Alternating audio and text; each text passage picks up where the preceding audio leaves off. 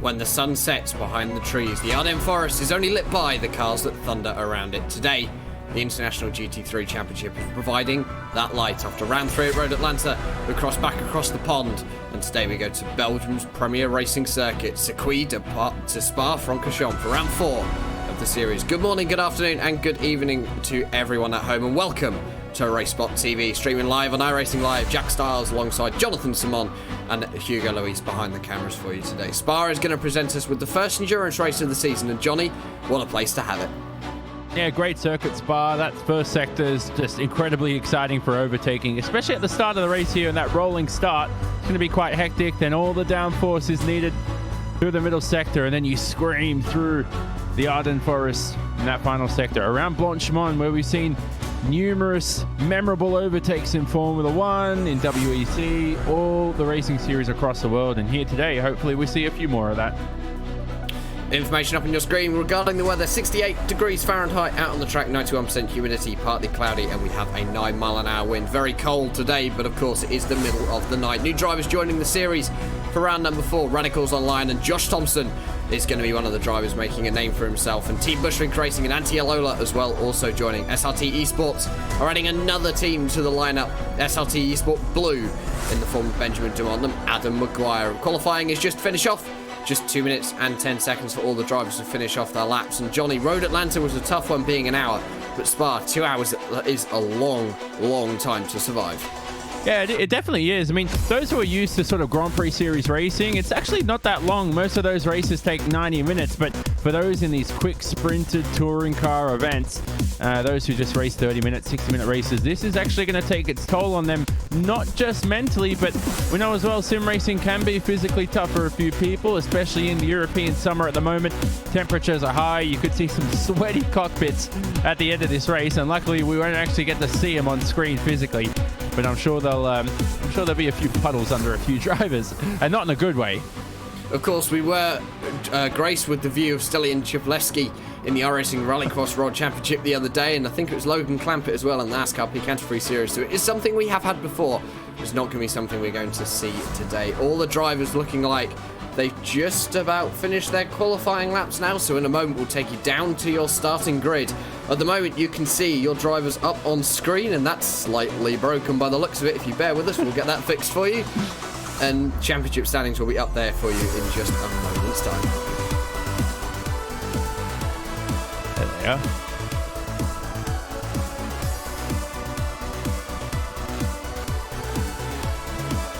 bear with us, ladies and gentlemen. There you go, championship standings up on your screen. Kenny Roosen's extending his little, or taking over the championship lead from Carlos Dieguez and having a nice, comfortable lead up at the front. Ricardo Ferreira, that makes Follow Me Esports 2 and 3 in the championship.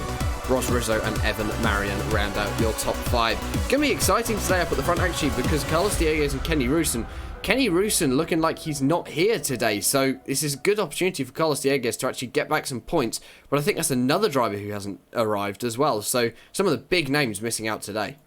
You do get 2 drop rounds, of course, for in the first 13 rounds of the season. The final 2 rounds aren't eligible, so Kenny Roosen's taking that already in round 4 here at Spa, and he's still got plenty more to go there. The Super Sprint round at Mosport in a few weeks' time after this at the end of July, but right now, these drivers have to take advantage of this. The likes of David Nowakowski starting on pole. We'll see the grid a little later on. He's a driver who really needs to scream from that first position and earn a few extra championship points. As all the drivers head down to the starting grid, it's not going to be a full pace lap behind your iRacing rough pace car. It's going to be just a portion of it just before Blanchimont. They'll all grid up and then work their way around to the start. And we will take you down to your starting grid.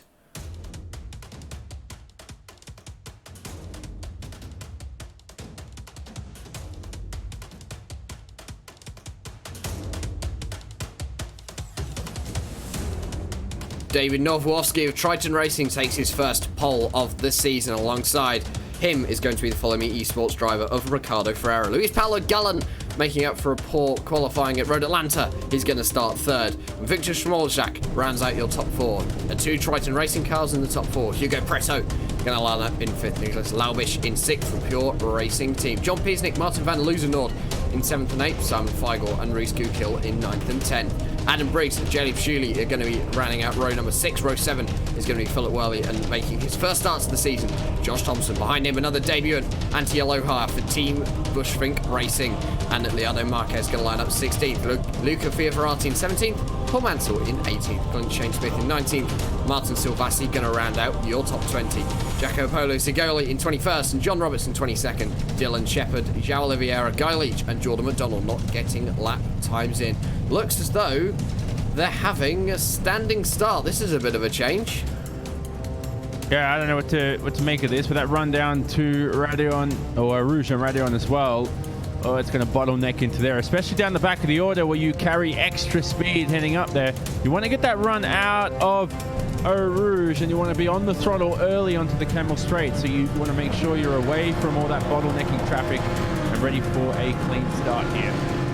Tension rises. Luis Paulo Gallen already getting a jump start. We are green at Circuit does a start. Circuit Spa Francorchamps. Poor start from the front runners. I think everyone's confused as to whether it's a rolling start or not. So what they might do here is, Jack, is they'll run a manual formation lap and then start it off next time round. So the leader will control this pace. Okay, that makes sense. And I got excited for absolutely nothing. So David Nowakowski is going to be heading everyone round for a full lap. Pardon us, it looks as though the rules have changed slightly since we last saw them. So it gives us a little bit more time to reflect on how much of a difficult race. You can just see all the lights heading up. And in fact, actually, one of the challenges going throughout today is going to be, there's no lights around most of this circuit, John. No, there's not. So visibility will be at, well, no, it won't be good at all. I mean, that's a blunt way to put it. But the thing is, though, you're really looking ahead. I mean, the visibility is, you know where the corners are, you know where the track is. I don't know how far ahead you really need to be looking in motorsport. Your field of view really needs to be pinpointed on track. You can't be looking at any attractive people in the stands or anything like that. So you just focus on the tarmac.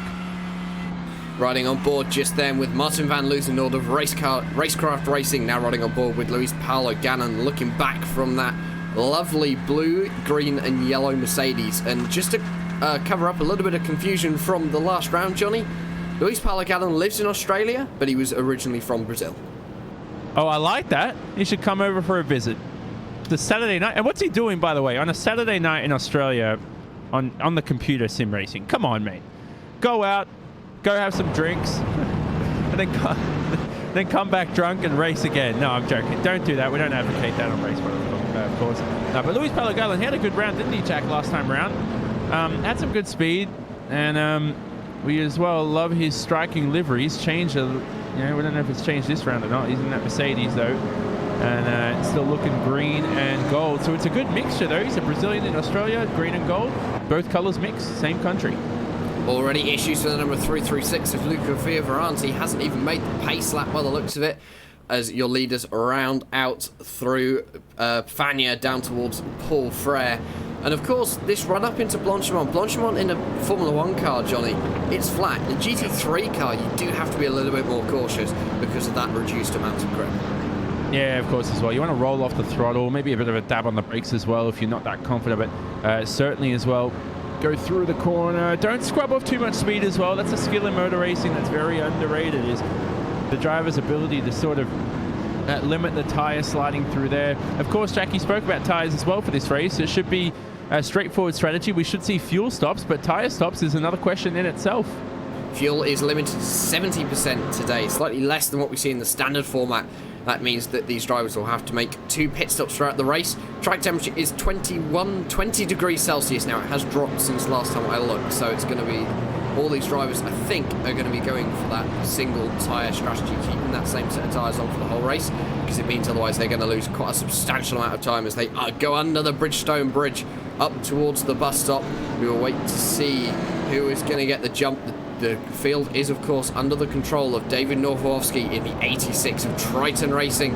He's got Ricardo Ferreira alongside him for Fulham Esports as they're going to head out of the bus stop. I believe the race is going to be starting on the run down to Eau Rouge, because if not, these guys would have gone by now. Luis Palagallon trying to close the gap up as much as possible. These drivers actually not even going to be able to get into format. They're going to go for a little bit more of a staggered format up at the front of your field. Watch the McLaren of John Piesnik throughout this race. Going to be a fast car in the straight line, rounding the source. We're going to start the round 4 of the International GT3 Championship. Good jump by David Norwowski off of the start. Ricardo Ferreira, not much changing up at the front. Looks as though Victor Schmorzak has managed to get his way past Luis Palagallon to Eau Rouge for the first time. Everyone else off to a nice and clean start there, Johnny. Yeah, but have a look at this rundown on the Kemmel Straight here. Nowakowski in the 86 under attack. Have a look at Luis Palagallon. He's on the grass. Gallon's on the grass. Unscathed though, into the braking zone. Contact. The number 13 sent flying through at the end of the Kemmel Straight. Oh, he's out of the race. That's Ricardo Ferreira, isn't it, Jack? That is indeed lucky to not be a bigger incident there. Victor Schmorzak much later on the brakes, slight touch between the two. Luis Palagallon managed to get 3 positions. Also almost another incident between Hugo Preto and Nicolas Laubisch there as well. The 2 drivers still going to go. It looks as though Hugo Preto going to hold the position for now. But Luis Palagallon going from 3rd to 1st in all of that, getting past both Triton Racing machines. Oh, that's a ridiculous incident. You can see it on screen. Outbroke himself, didn't he? And yeah, he just goes through. So anyway, Palagallon leads this race. Nowakowski in 2nd. Victor Schmorzak in 3rd. Now you can see those 2 Triton Racing cars need to work together here to get themselves ahead of that number 21 to start. Rest of the field behind. There's a few more retirements as well. Yao Oliveira, Dylan Shepard, Jordan McDonald, of course, as well. So it's a 23-car field. Oh, Luca Fioravanti as well, we know, didn't take the start. So 22-car field at the moment, Jack. But again, that battle for the lead edging closer and closer. Looks like Luis Palagallon's got a bit of an edge here.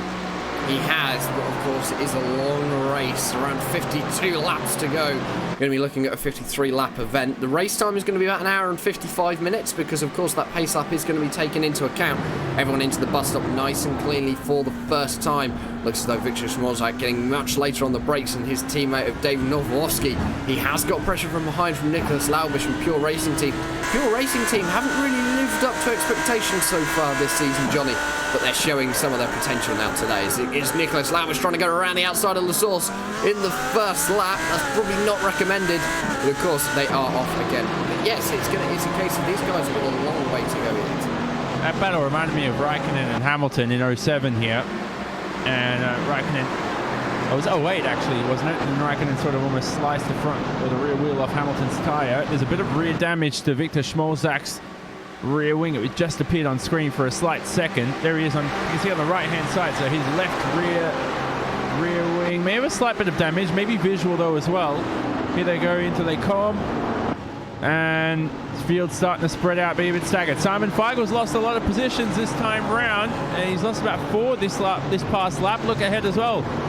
Philip Worley under attack. He's offline. He's all over the place. Philip Worley, there he is in that pink Mercedes. And the number 23, of course, on screen. But he seems to be keeping it together here through No Name, through the left-hander, and Pouon coming up. This is a corner you don't want to get wrong for sure. Josh Thompson having a great start in his first event in the series, going from 14th to 9th in the first lap. Simon Feigl has lost one position where he started. He's going to have an issue through Pouon this time.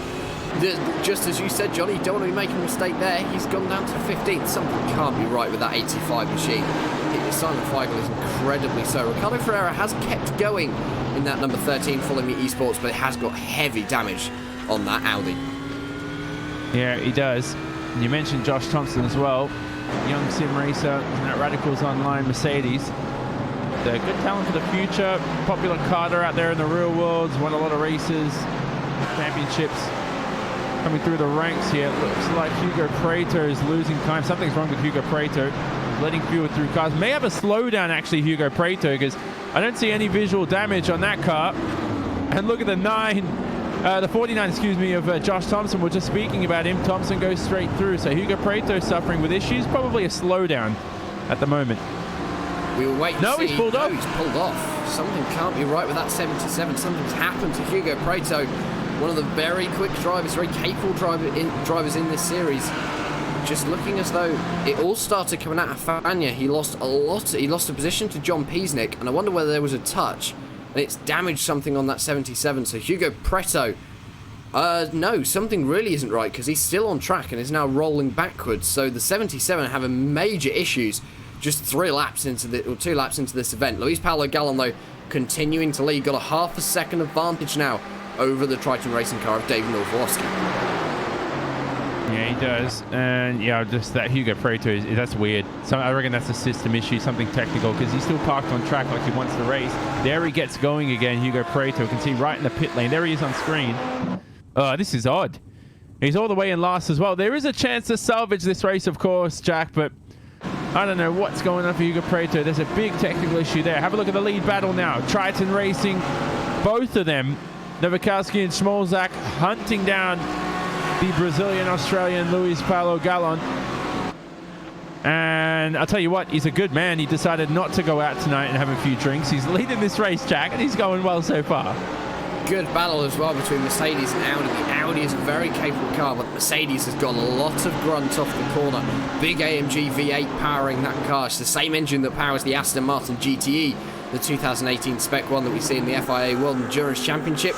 The engine being very similar. The Audi is, of course, a V10, similar to what we see in the road car, Johnny. And it's great to see all these different marks. Of course, no Ford GTs in this one. It's a field with one McLaren, a couple of BMWs, and the rest being Audi and Mercedes. But still, a good mix between the cars, and that's what GT3 racing is about. Yeah, exactly. It's good to see a McLaren in there at least. We had that last round as well, but the Audis and the Mercedes, really the popular ones in GT3 at the moment. You can see the onboard graphic there. Smolzak down the gears. He's not as abrupt on the downshift. Something you'll see with open wheel drivers is that you'll use the engine braking a lot more. You get into the corner, slam down the gears, and sort of slow the car down as much as possible. So Smolzak realizes this is a long race. These cars are a different type of beast. It's through turn number 1 here at La Source. Uses all the camber and heads away quite cleanly. So look at Nowakowski now. He's edging closer and closer. Now, if the draft is reasonable here, he may be able to make a move on the Kemmel Straight on Luis Paulo Gallon. Nicholas Laubish now joining into this one. Your top 4 currently covered by 1.3 seconds.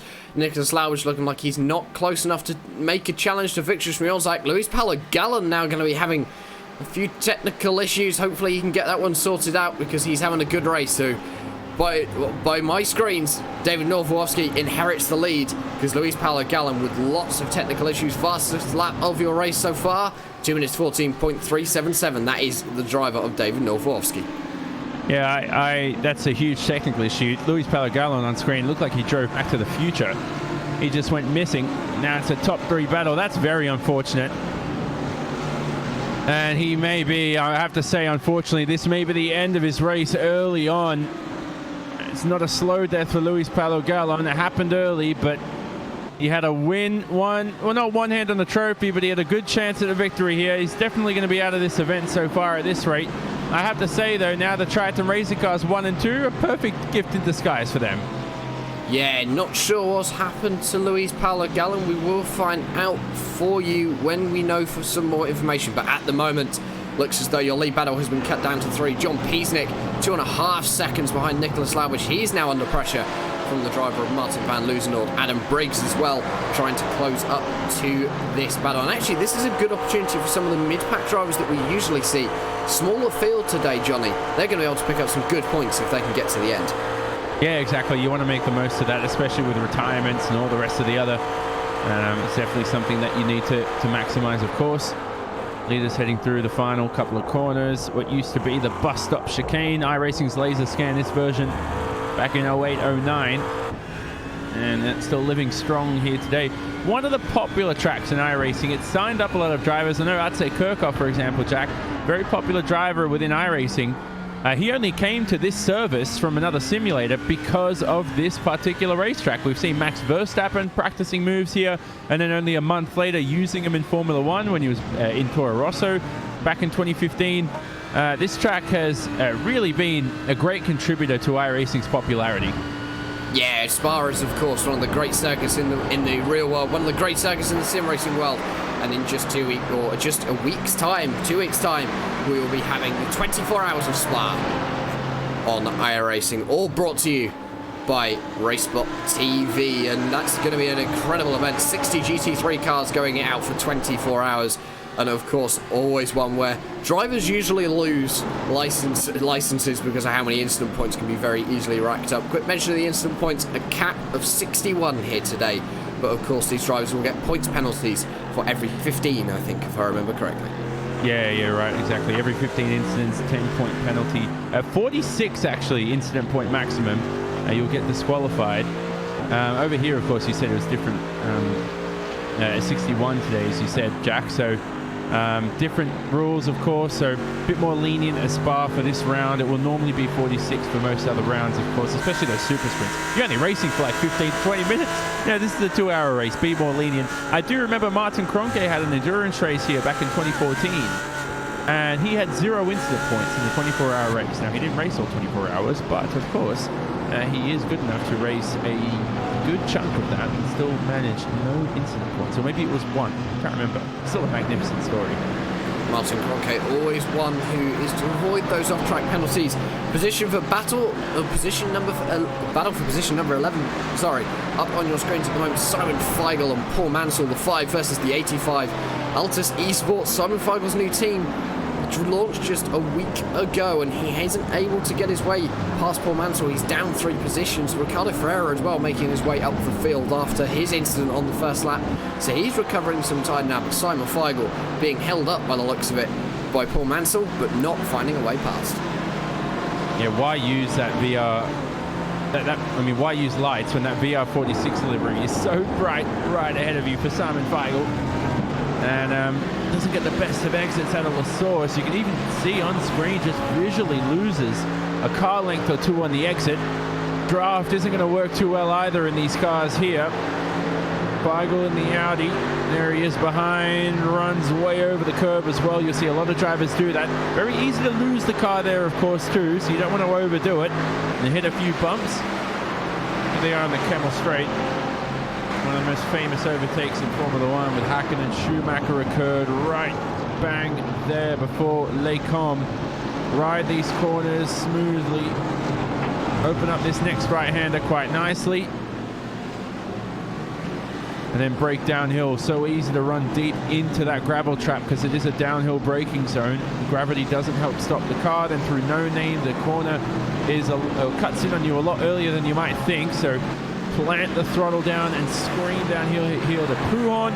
Throw the car into the Pouhon early, hit that first apex and trust in the front end grip. You should be able to make your way through the corner quite unscathed. So good driving here by Simon Feigl. Looks quick in the middle sector, Jack. It's that first sector and third sector he probably needs to look out for.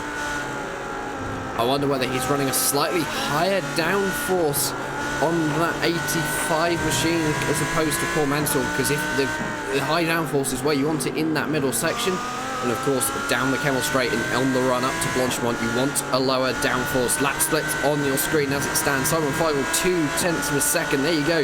0.7, 0.9 of a second quicker than Paul Mansell over the course of a lap. So it's clear that he's being held up. He just cannot find a way past. And I wonder whether for Simon Feigl, he's just making sure that he can get to the end, being a little bit more cautious. If this was one of these super sprint rounds like we're going to see at the next one, Johnny, I have a feeling Simon Feigl would have had that nose of the number 85 Audi up the inside by now. Yeah, but he's definitely putting pressure on Paul Mansell. Mansell right now, he's on the back foot. If I'm in the cockpit and I'm Simon Feigl, you know it too. Any experienced driver can see that. Mansell missing a lot of lines through the second and third sector this lap. Now this is the corner that Simon Feigl needs to get right. Too tight of an entry there, and it just hampers his exit. So he likes the trail break, as you can tell, but the entry there is just not going to help you on this long run down through Eau Rouge. Full throttle through here should be, backs off the throttle just slightly. It's almost impossible to go full throttle through there.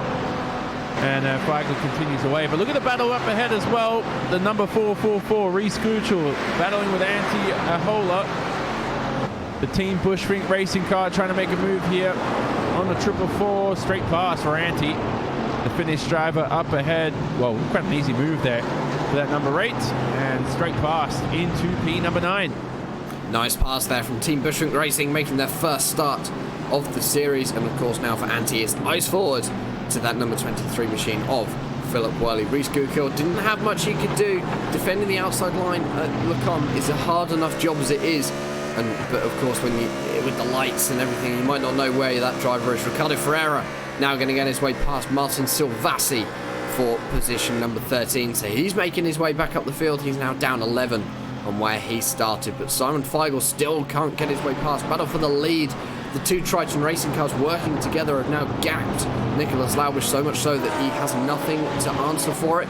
John Beesnick, Martin Van Loosenord still going at it for position number 4. Adam Briggs and Josh Thompson, those two are just behind in 6th and 7th, not being able to make any changes. As Simon Feigl manages to get his way past Paul Mansell, that's because Paul Mansell's in the wall, and that's because they've made contact down into Curve Paul Frere at turn number 14. Oh, this will be in the braking zone, won't it? Have a look at the replay here on screen. Oh, Feigl scooped him up in the air. And Mansell, oh, there's a lot of damage to that the Mercedes. Oh, goodness gracious. Mansell now still on the replay there, but I think he's making his way back to the pits. Another angle here as well. Yeah, Feigl just outbraked himself. We've seen that on the opening lap as well.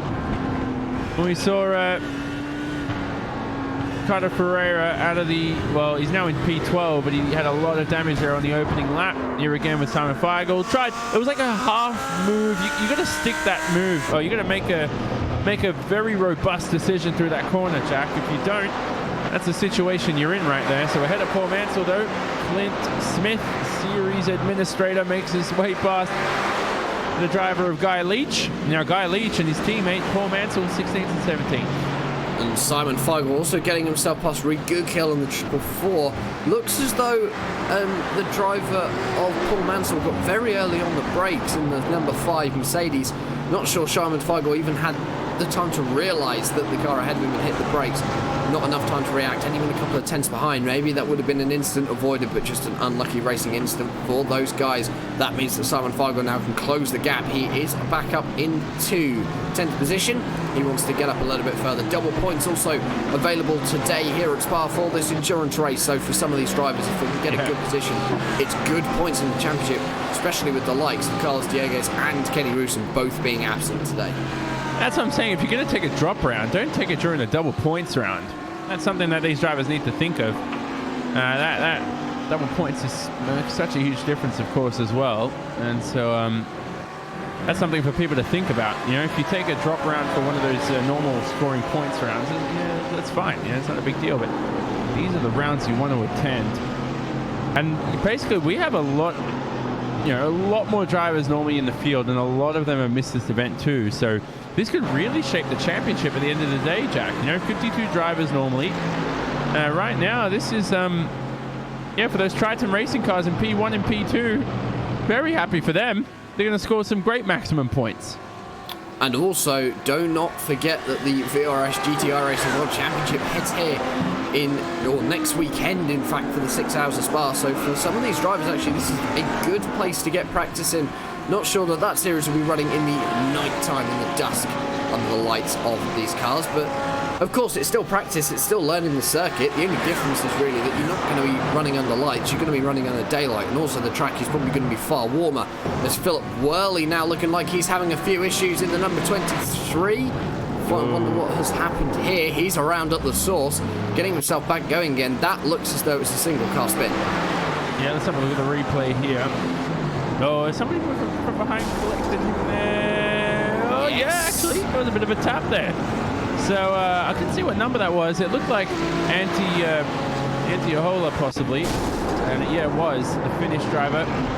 That's a very weird incident. I mean, it looked like, I don't know, it really looked like Worley slowed down on the apex and missed the corner, because to me, Antiohola did nothing wrong. He took the normal speed, normal line through the corner. I don't know why Philip Worley took such a slow, tight line, but you have to blame the driver behind, Jack. But of course, that's caught me unaware sometimes as a driver in the past. You carry a lot more entry speed than the driver in front. Antiohola dialed a few extra points on front downforce. Of course, as well, the entry diff as well into the corner, probably a bit looser for him too, and yeah, that's what results in that incident. Philip Worley now was out of the race, I think. Whoa, my goodness. So that incident's taking him out, yeah. Clearly more damage on that 23 than was looking like. Looks as though Philip Worley, as you said, had a bit of an issue with that first corner. Wasn't able to make it as well as he probably could have. Antiohola probably a bit optimistic down the inside. Simon Feigl, though, that's going to promote him up into 8th position. He's now +1, so he's starting to make moves. Biggest mover and shakers so far in your field is up 8 positions. And in fact, there's 3 of them. Guy Leach, Jacopo Segoli and Martin Silvassi all making it up 8 positions. Still a long way to go in this event. 1 hour and 36 minutes. Expect to see these drivers down onto the lane for the first pit stops in around 20 minutes time. And as it stands, that lead battle still the same round. David Nowoski leading Victor Schmolzak. 2 Triton Racing cars looking like they just want to pick up some valuable team and drivers championship points. So David Ferreira should be in the top 2 fight, and so should Luis Paulo Gallon. And they're not, for different issues. Ferreira, he's in P11, was involved in an incident at Les Combes, and Luis Paulo Gallon, technical issues. Look at the bright side for Luis. It's a Saturday night in Australia. Now, he doesn't get to race, but hey, you can go get dressed and head out to the pub. Jack, that's what every Englishman and every Australian wants to do, right? Indeed so, and of course, it's 11:30 in the morning at the moment for me, so... it's fine for England, yeah. Yeah, it's fine for us. I mean, we could quite happily start drinking. There's something called football on this afternoon. I'm not really sure what that is, of course. Back to the action here. Battle for position number 4. John Piesnik, Martin van der Luzenoord still going at it for position number 4. That hasn't changed, in fact. John Piesnik, that McLaren has been able to hold off the racecraft racing car of Martin van Luzenoord in the Audi very well so far. There's only a McLaren out there in the field, and he did make that change, didn't he? Midway through the season, he's already taken that second pick. Drivers are allowed to take a second car anytime during the season. John Piesnik electing for that McLaren early. And there he is on screen. His eyes squinting into his future. Is that Michael Schumacher's helmet, by the way? I think it is. He's got a Schumacher's helmet on screen, which is pretty cool. Not sure. Josh Thompson finding out how hard P1 can sometimes be. Car looking like he gets, looking like he had some snap oversteer, too much speed into the corner. Almost a big incident. Luckily, able to get that number 49 Radicals Online machine off of the track. He's back going in and lost a lot of time, down to 12th. He was running up in about 5th or up in about 7th. He was doing exceptionally well. Simon Feigl being promoted, another one. So Simon Feigl, actually, the race of attrition is starting to come into it. And of course, your battle for position number 4. Martin van Luzenoord looking down to the inside into the bus stop this time. Not going to be able to make a move. No, he didn't. Had a look out and keeping John Piesnik honest here. Martin van Luzenoord, he's raced everything. He's been in all forms of motorsport. He's good at everything that he does too. He's a great personality as well. And he's in that racecraft racing car. Former Apex Racing UK driver, of course. And that's where he qualified for the World Championship with them, the World Championship Grand Prix series it is. He's lost a lot of time, hasn't he, in 2-3 corners, Jack? He's had a horrible few corners since we flicked him on screen.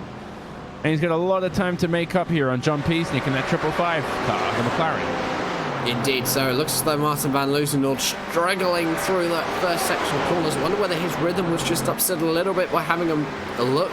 Just needs to get himself. He is still within second, so he still has optimal draft, which is good. Of course, Adam Briggs now being brought into this one in the 72 Mercedes. And that Mercedes has got a lot of grunt off the corners. 3 manufacturers all going up against one another. Gap between your driver of Adam Briggs and Simon Feigl as it stands at the moment, 8 seconds. So Simon Feigl a little bit more work to do to get himself up the order. Josh Thompson going to be bringing his number 49 Mercedes down onto the lane. Going to be looking to either get some repairs or get a new pair of tyres because they surely can't be in a very good condition at the moment. He's star for the future, Josh Thompson, anyway. Regardless of what happens this race, he's got to put in a bit of work, improve his pace, improve his consistency. Doesn't seem to... You know, he's still a young man, of course, but I remember Bono Haas was like 13. Well, he's out of the race, actually, Josh Thompson. Out of the car. Oh, goodness gracious. And back to the battle for P4. It looks like Martin van Loosenord is ahead of John Peasnick. The McLaren down to P5, that Element Motorsport McLaren. And Adam Briggs behind. He's a bit too far back to capitalize on this. Replay on screen, Jack. If we have a look at this. What's happened here to John Peter? Was that Pouon? Did he run wide? Possibly. Maybe at the next corner at Campus. He looks as though he ran wide at Fania, which of course is the right-left chicane. Has been renamed a few times over the years through the second part, looking like he got on the curb a little bit loose in that McLaren. He ran wide. That was lucky actually not to have a much larger accident between those two, but Martin van Loosenord being gifted a place almost there. But do not expect John Peasnick to give that one up lightly. What a save. John Peasnick. You are my closing pitcher for today. He saved that car like a boss. Give me a bit of John Peasnick stock and I'm buying into that.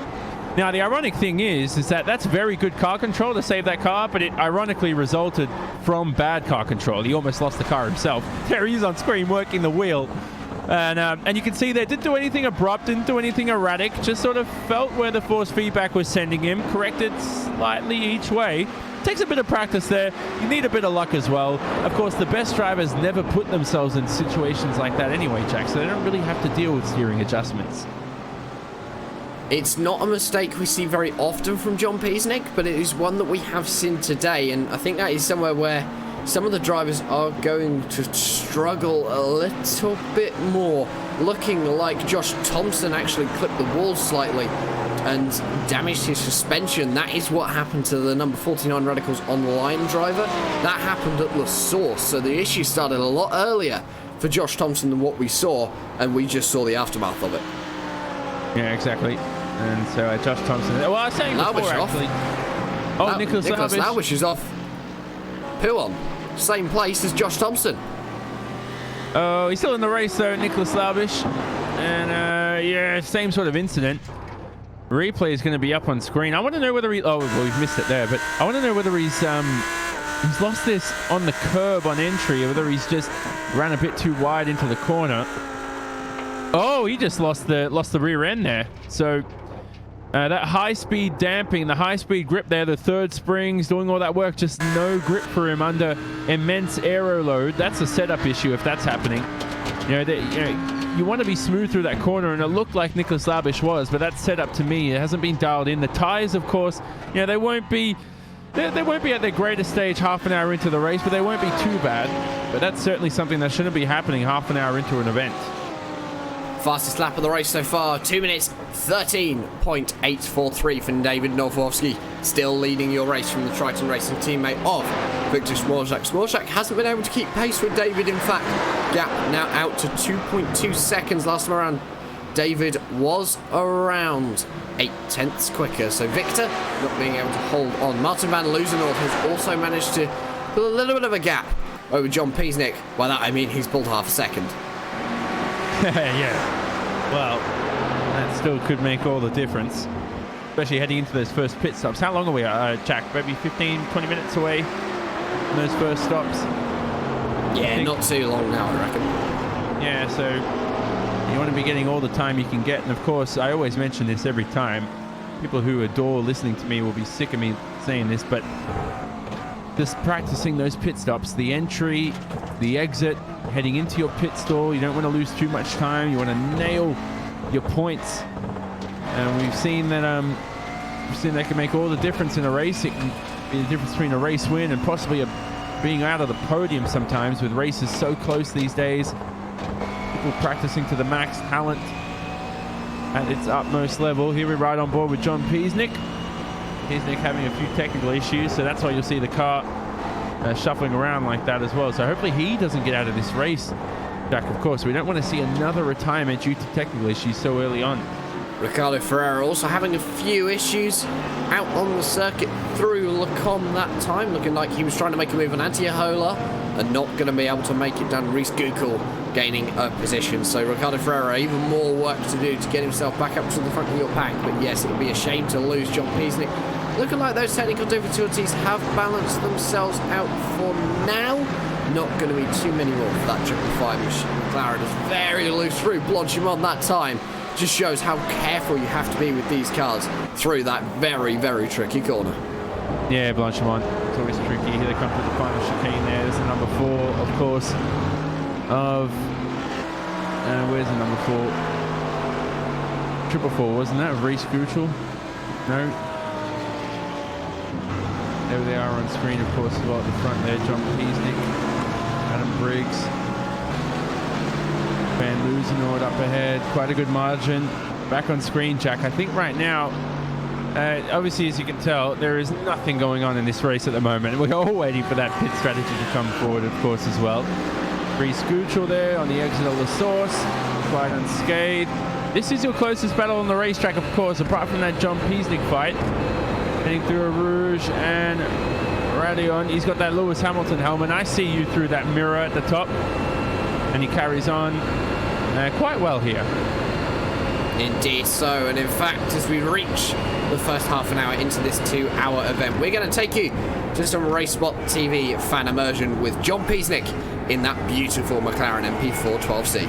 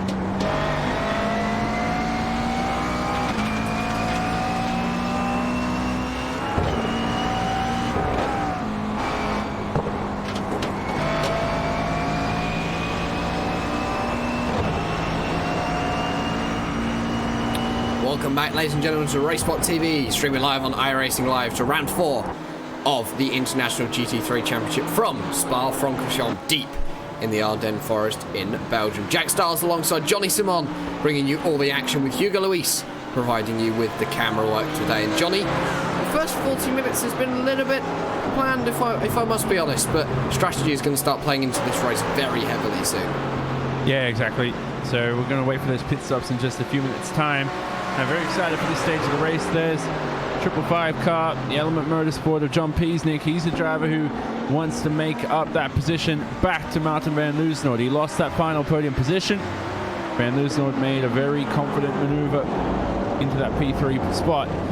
Top two, though, Triton Racing will be laughing at this stage of the race. They are untroubled in P1 and P2. Yeah, their Audi R8 showing why they are such a dominant car here at Spa. They're going to be a team to watch out for throughout the rest of the year. They're getting stronger and stronger in GT3 racing, Johnny, and I think they're one of the names that are very quickly becoming one to recognise. Pure Racing team as well, a very proven team. Nicholas Laumish, their one showing here today. Demi McPhee once again not able to make this round. And of course, a new team to iRacing. Altus Esports, just one driver here today, Simon Feigl. They have a great lineup, as we discussed at Road Atlanta. They're going to be a team to watch out for throughout this season and throughout this year here on iRacing as we look back to the battle for position number 3. Martin van Loosnoord, John Piesnik once again still going at it. John Piesnik hasn't got anything to answer for that number 12 Audi. No, he doesn't.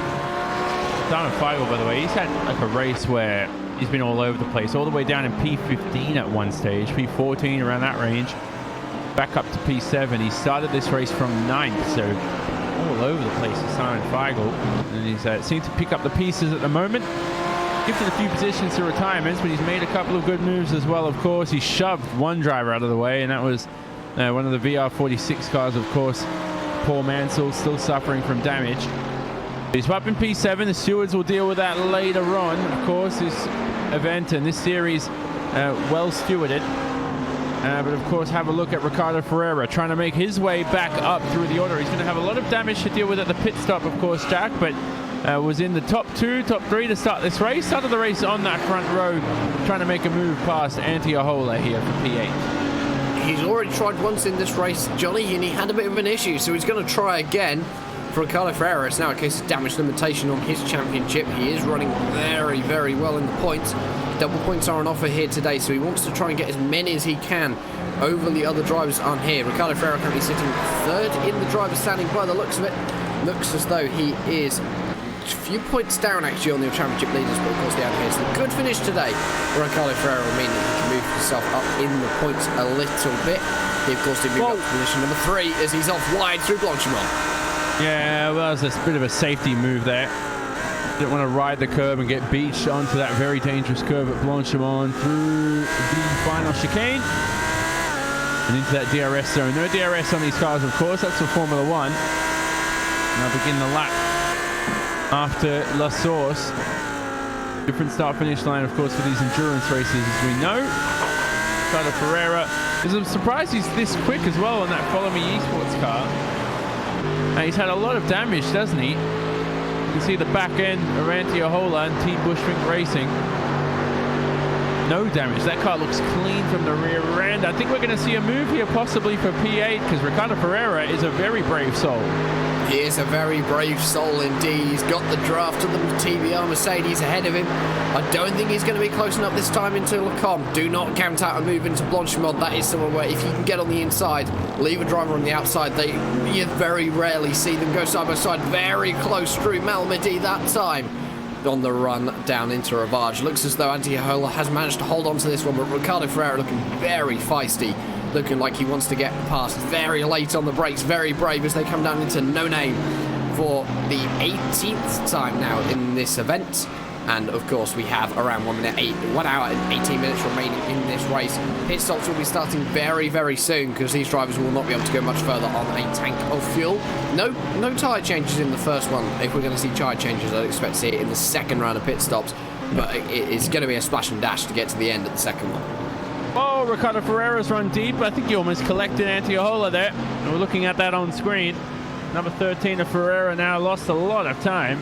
and may even fall into the clutches of Reese Guchel in P10.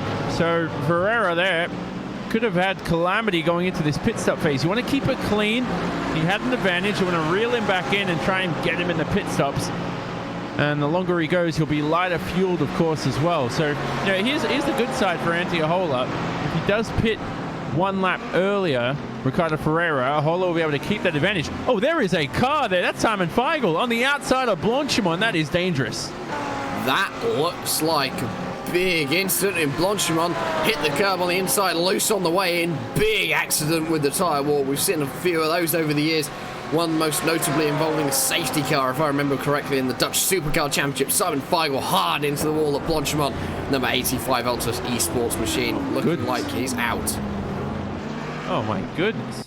That looked a lot worse. I didn't see his front bumper missing until after the accident happened. Looking at through Blanchimont again. Oh, that's very big driver error. It looked like he may have lost the car before the corner. I'm surprised, and I'm very lucky that this is, or we are all very lucky this is virtual racing, because that is not an incident you want to see ever in the real world. That would have been a very big incident if another car had been involved. And Simon Feigl, yes, indeed, he just looked as though he lost it on the way into the corner. Ricardo Ferreira still cannot get his way past Antiohola as they head through Mount Wadi once again. And I wonder whether the damage on the 13 is actually hindering his progress, Johnny. Possibly is. Well, certainly is, actually. He'd be a lot quicker than this. He'd be contending for the race win at the moment, or race lead, I should say. He's 30 seconds behind the leaders, and if he does win this race, it would be remarkable. But that is starting to slip away slowly because he just cannot make his way past the number 8 here of Antiohola. Plenty of time remaining in this race, and now we're 16. But you don't want to be patient making it past the driver. You want to be too patient. Now, you want to be calm. You want to be patiently aggressive. Pounce when they don't expect you to. Don't do it every corner. Ferreira here, and you see, this is what I like from him. He's not just making a quick dive bomb and an unnecessary corner. He's waiting until he's as close as he can get to the rear bumper of Ahola. If he doesn't get the move done at the final chicane, he should have the move done at the end of the Kemmel Straight. On the proviso that he does not lose time. There was another fastest lap set by David Norwowski while we were away on RaceSpotTV Fan Immersion, as John Piesnik is going to be the first of your drivers to head himself down onto the pit lane. Tricky pit lane entrance as well. We'll talk about that one in just a moment. Nicholas Laubish as well following. So 19 lap stint from these drivers. They will need one more stop to get to the end. Ferreira, I think, is going to try and get the undercut on Antiohola. So strategy very quickly playing into this one. The longer you can go, these drivers are going to be taking a full tank on the first one. It's going to be a case of if they can get 2 laps longer on this stint, Johnny, that's going to be 4 laps less fuel they take at the second pit stop. Yeah, exactly. So, I mean, take it now. But if you're in a track position battle, you may want to sacrifice that. Ricardo Ferreira is going to drive through penalty. Oh, no, he's done. Excuse me. Sorry. I'm getting mixed up with Formula 1 for a second. Of course, the pit lane stretches out. Here is the main straight. And Ricardo Ferreira, I'm too big of a Formula 1 fan, Jack, to ever see a pit lane like this where we go all the way to this endurance pit lane. But Ferreira, of course, he does have the damage, which was the reason why I was bringing him up. And so will that eat up time during his pit stop? Trying to search for his box. All these distractions in the way. These cars out of the event. These cars trying to make their pit stop. It's going to be hard to see a stall, but he's all the way at the end. He qualified in P2. Good stop for Ferreira. And of course, this pit lane is going to be extremely busy come the 24 hours of Spa in the real world. 67 GT3 cars. That is going to be an extremely busy circuit, a busier one than we will see in the iRacing Spa 24 hours. And of course, all the real world drivers, they're going to get 67 cars in such a tight pit lane. John Piesnik out and away, 28.9 second stop. Nicholas Laubish, 29.3. And also the lane-to-lane time quicker for Nicholas Laubish, though, so he obviously had a slightly better entry. Ricardo Ferreira still, he's away, 29.2 stock, no damage repair for him. Has he got the jump on Antiohola? We will wait and see. And also, David Norwowski, Victor Smolczyk, both the leaders going to be coming down onto the lane this time, so it looks as though it's going to be a case of these drivers are actually going to go no longer than around 20 laps. And this is good for Victor Smolczyk because he's got that 4th grid stall and Nowakowski's in the 1st grid stall, so his vision won't be impeded. It'll actually be helped because he'll know where Nowakowski stops up ahead. He'll be ready for it, of course, as well. So good to see the top two in as well. Martin van Loosnoord in the pit lane too. Adam Briggs in fourth. Andy Ahola in the pit lane. That's the one we have to look out for. Where is John Piesnik? He's right behind. Where is he actually? Through the middle sector at the moment at Fagner, isn't he? And he's got a long way to go until he catches that group. Although it's a long way down that pit lane. It's estimated you burn about 1.5 liters of fuel just going from one end of the pit lane to the other. It takes 1.5 minutes. It's almost a full lap. So John Piesnik, you might only now be coming out of the second half of Paul Frere on the run up to Blanchimont. Do not count him out though, because these drivers who are in the pit lane still got to get out of the way and up the hill. Ricardo Ferreira, of course, as well, another driver. He's stuck behind John Roberts. This could be interesting for that battle for position number... I can't remember what position they're battling for, but John Roberts, if he holds up Ricardo enough, that's going to give Antti Ahola a good advantage for that battle. Yeah, he will, of course. He's not going to make a pass through Blanchimont here. I think he's going for it. No. Closes the door. Doesn't. John Roberts, Ricardo Ferreira now trying to make his way past. And John Roberts finally just lets him through there. And look at that neon driver. The neon driver suit there, of course. Where are the leaders, of course? Leaders through the pit exit. The two Trident racing cars unscathed. Adam Briggs exiting the pit lane in that DPR racing car. John Piesnik now. We should be able to jump into P3 here, John Piesnik. Martin van Loosnoord still in the pit box. Oh, he's had an extra long pit lane here for John Martin van Loosnoord. I can't speak English, Jack. And Ricardo Ferreira is going to get past the driver of Antti Ahola, because Antti Ahola's changing tyres and so is Martin van Loosnoord. So those guys are having tyre changes. That's not something we expect to see. A lot of drivers are going to be out and away. So Adam Briggs is going to be moving himself up to position number 5. Nicholas Lauwish into position number 4. But John Piesnik, good way to get back some positions. And I wonder whether tyre changes will come into this one in the second stop now. If we've seen people taking it in the first stop. Antti Ahola now out and away. Going to be exiting the pit lane now. Turn off that limiter, back up to full speed racing. You do not have to sit at 60 kilometers an hour all the way. But tyre changes, not something I expected to see, especially only after 50 minutes. No, well, exactly. That could either be a mistake or it's obviously strategy, of course, too. So sometimes drivers forget to not change the tyres, which sounds silly, but automatically it's the way it goes. But Antti Ahola now in P11 after that tyre change. He's got a bit of clear track, 4 seconds to Jacob Sigioli. But of course, with clear tyres anyway, these overtakes should be a lot simpler, you presume, Jack. I'm not sure whether losing 30 seconds in the pits, whether you're actually going to gain it back over the course of a lap. Because the likes of Nowoski and Smojic are actually going faster now than they were at the start of the race. So I wonder whether it was a bad decision. Hugo Preto is out and away after his issue on the opening stages of this race. Currently down in position number 14. And John Roberts as well. Another driver taking tyres, so maybe tyres are going to be a bigger factor than we thought. We will have to wait and see. So the second round of pit stops.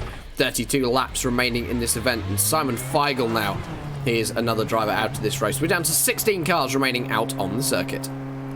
Yeah, we are. So hopefully this isn't a race of attrition. You said it before, didn't you, Jack? Ironically, you spoke about Simon Feigl making his way up because it's a race of attrition. Then he ended up out of the event. So he was the last driver to retire. John Roberts in 16th out of the pit lane. That is a extremely difficult pit exit. That might be one of the toughest corners on the racetrack as the leaders come to lap him now.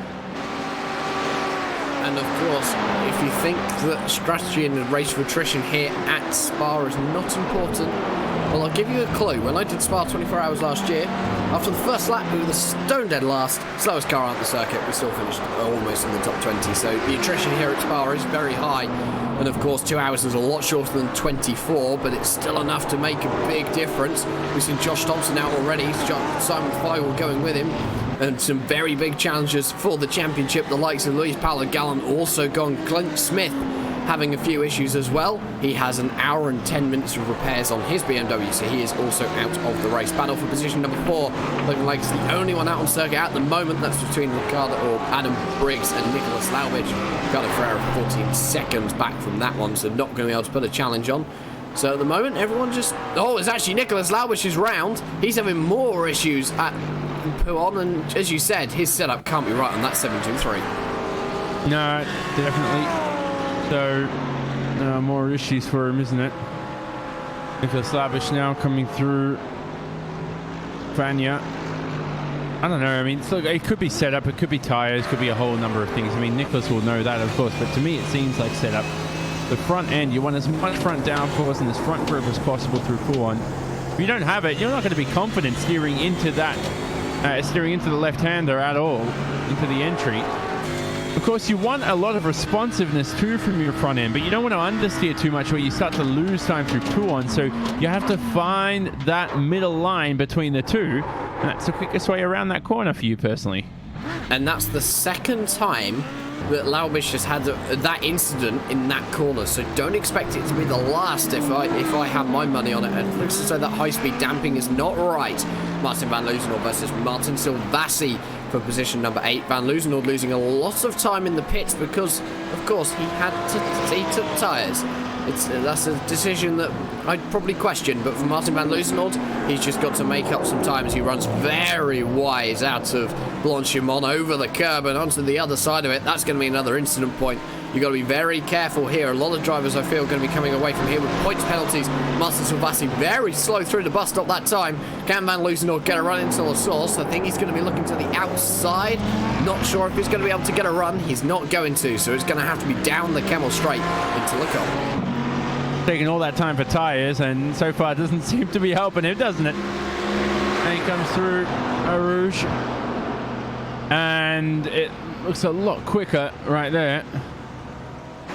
Martin van Loozenhoorn, 0.4 of a second now behind Silvassi.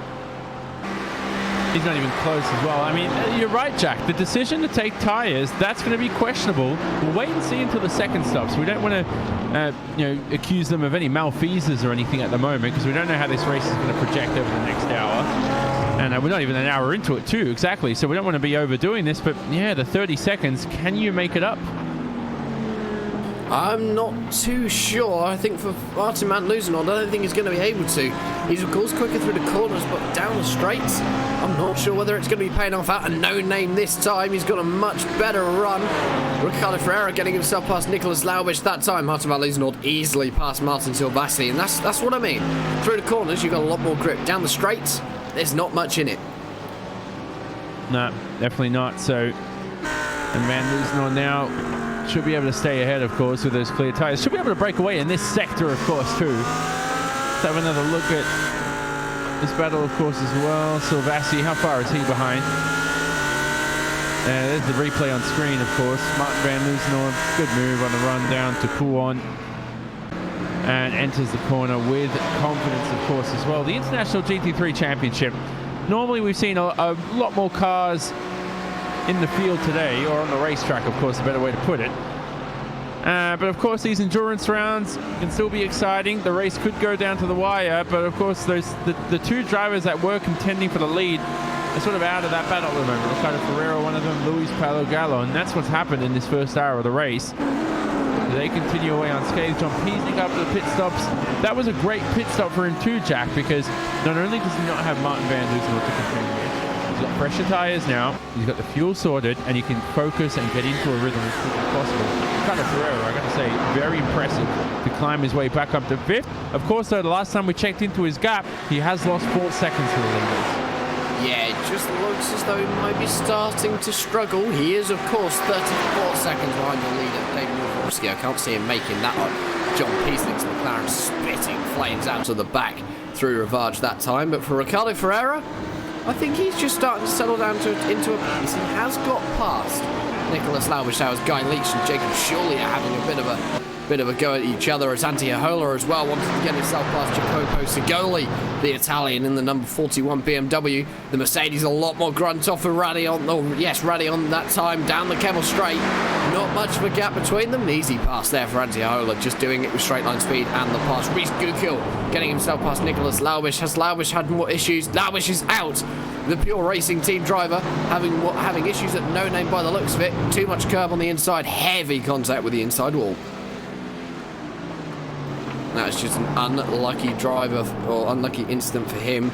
Currently looking on your screen at the replay. Looks as though, as you can see, up through no name that time. Too much curb on the inside. And around that 723 Pure Racing Team Audi went, and, well, Johnny, not much he could really do there. Well, I mean, the thing he could have done was not turn into the corner too early, so that's huge driver error for Nicholas Labish. And it was never really confident in the car, it seemed. And the Pure Racing team there has lost the driver, of course, as well. Hopped onto that curb on the exit, and that's what maybe unsettled the car just by a touch, but unacceptable incident for him. But hey, you learn from those kinds of things. That just comes with experience, a bit more practice. An incident to forget for Nicholas Labish. Learn your mistakes, forget about it as soon as possible. That battle for position number 9 between Jacopo Segoli and Antti Ahola is already over. You can see on your screen how much Antti has managed to pull out the gap already on the BMW. BMW a lot more balanced now than it once was, but I think the straight line speed still isn't there compared to that mighty Mercedes. And I mean, I love driving the Mercedes, Johnny, but I do describe it sometimes as a bit of a boat. Well, you're describing my own car in real life. It's a huge boat. I'm just waiting for Noah's Ark. You know that? Have you ever read that story? I don't know if a lot of people don't even know what that is, but they gather 2 of every animal, pick up the Mercedes, and then head around and restart the world. That is the point of that. Possibly. That's why it's a boat. Rewriting history here at RaceSpotTV, and why not? Of course, I think that is actually, there's no other battles out on circuit. I'm going to give a quick mention to Triton Racing, who are still 1 and 2 in the standings as it stands. And David Northwowski still, they're actually matching each other on pace at the moment, both sending 14.5s last time around. John Piesnik, though, still managing to keep, or who's a second slower, Johnny. I wonder whether he had traffic or whether that is simply just down to the fact that he cannot stick on the same pace as those Audis. Yeah, he did have John Roberts, of course, so maybe that's why. Had to get past John Roberts, who's in the 15th position, the last of our runners left in this race. And so he's very slow, John Roberts. So today he's been lapped once, but he definitely doesn't look quick out there. I know there's a car issue. He's just taking his time for a Saturday drive here in the GT3 Championship. He's just letting a few other cars through. That's your race for John Roberts. Can I ask you, Jack, of course, as well? These second pit stops. Half an hour left, 40 minutes left. When would you take it? Going off of the fact they only did 20 laps, I'd probably say it's going to be around the hour and a half mark. That's going to be my prediction. Yeah, half an hour left, yeah. Yeah, definitely. I think it's going to be around half an hour towards the end of this event. Half an hour, 25 minutes remaining. We are, of course, reaching the top of the hour in just a few moments' time. And when that happens, we will give you a full rundown of your current standings. But, of course, at the moment, it's Nicholas Labish, of course. Bit of an update on him. Looks as though the car had a bit of damage from turn or lap 1. It was around 5 kilometers down on top speed. And, well, turning left was a little bit of an issue. So, yeah, lost a lot of time there. There's the number 6 on screen, Jacob Schooley. I have to say as well, the field's starting to spread out by quite a magnificent margin at this rate. So, again, this could be a battle of strategies as we see it. Reece Guchel definitely not going to catch Ricardo Ferreira. Very impressed for Ricardo Ferreira to drive with damage. The one thing I suggest Ricardo Ferreira to do is, at the end of this race, take a 5-minute break, 10-minute break, grab a cup of water, do whatever you got to do, talk to a friend, and then straight away after 10 minutes, get into the car, load up your qualifying setup. He may set his personal best lap time in terms of testing, because when you drive a damaged car for this long, you tend to learn how to go fast with trouble. So imagine him having a clean car and how fast he could drive. He'd be super quick. And it's not even like that car is slow. Last time around, he did a 2 minutes 15 dead, compared to the fact, actually, in fact, he was almost on par with second place. So he is still quick, Ricardo Ferreira. Do not count him out. He was quicker than Adam Briggs last time around. Still got a hefty gap between the two. Looking at around 12 seconds at the moment. As soon as he can catch up to Adam Briggs, actually, he's got a chance at the podium. Yeah, exactly. I was saying that 2 minute 44, excuse me, that was out of context, is his best lap. So it's certainly not close to those Triton Racing cars, who are the only cars in the 2 minutes 13 range who are still in this race, of course, too. And yeah, he's got a lot of work to do, Ricardo Ferreira. 11.9 now. This is a very, very exciting, non-exciting battle, because you're watching the time creep down slowly and slowly. It makes you a little bit nervous if you're Adam Briggs. but it's going to take an eternity for Ricardo Ferreira to get there. He has to make up a lot of that time during the pit stop phase. And you can see on your screen the gap between the two is currently 12 seconds. They've only got about 27 laps remaining, so this is now the halfway stage in this event, and we will run you down your full positions. David Norwoski, the 86 Triton Racing Machine, still currently in the lead by around 8 seconds. The driver of Victor Schmolzak, just 9 seconds behind him, is going to be the McLaren of John Piesnik, who has Adam Briggs in 4th. Ricardo Ferreira, we were just talking about, in 5th, and Reece Goodkill in 6th. Martin van Loozendaal making up positions from that longer pit stop in 7th, and Martin Silvassi in 8th. And, of course, Antti Ahola in 9th. Jopoko Sigoli going to round out your top 10. Jacob Shirley in 11th. Go Leach in 12th. Hugo Preto in 13th. Paul Mansell in 14th. And John Roberts in 15th. That is your 15-car field still left running. Nicholas Labush, Simon Feigl, Josh Thompson, Clint Smith, Philip Worley, Luis Paolo Gallo, Via Varanti and Leonardo Marx, your non-finishers today. They are all out of this event. Dylan Shepard, João Oliveira and Jordan McDonald did not take the start. So we are already down quite a few cars, down to 15 drivers left out on track, all spread out over quite a big area. Currently on your screen is the 8th position car of Martin Silvassi, the 074 Trick Sim Sport machine. And you can just see the lovely lighting effects on the lights of the Mercedes AMG last time around. 2 minutes 16.3, best lap. A long way off what we've seen, actually. Some of the slowest drivers out on circuit is Martin Silvassi. I wonder whether he's just starting to struggle with those tyre wear issues. Last time around as well, Victor Schmolzak losing 2 seconds to the leader of David Norwoski. Something happened there. Gap now out to 9.3 seconds. Let's have a look at what the lap gap is going to be this time around on lap number 27.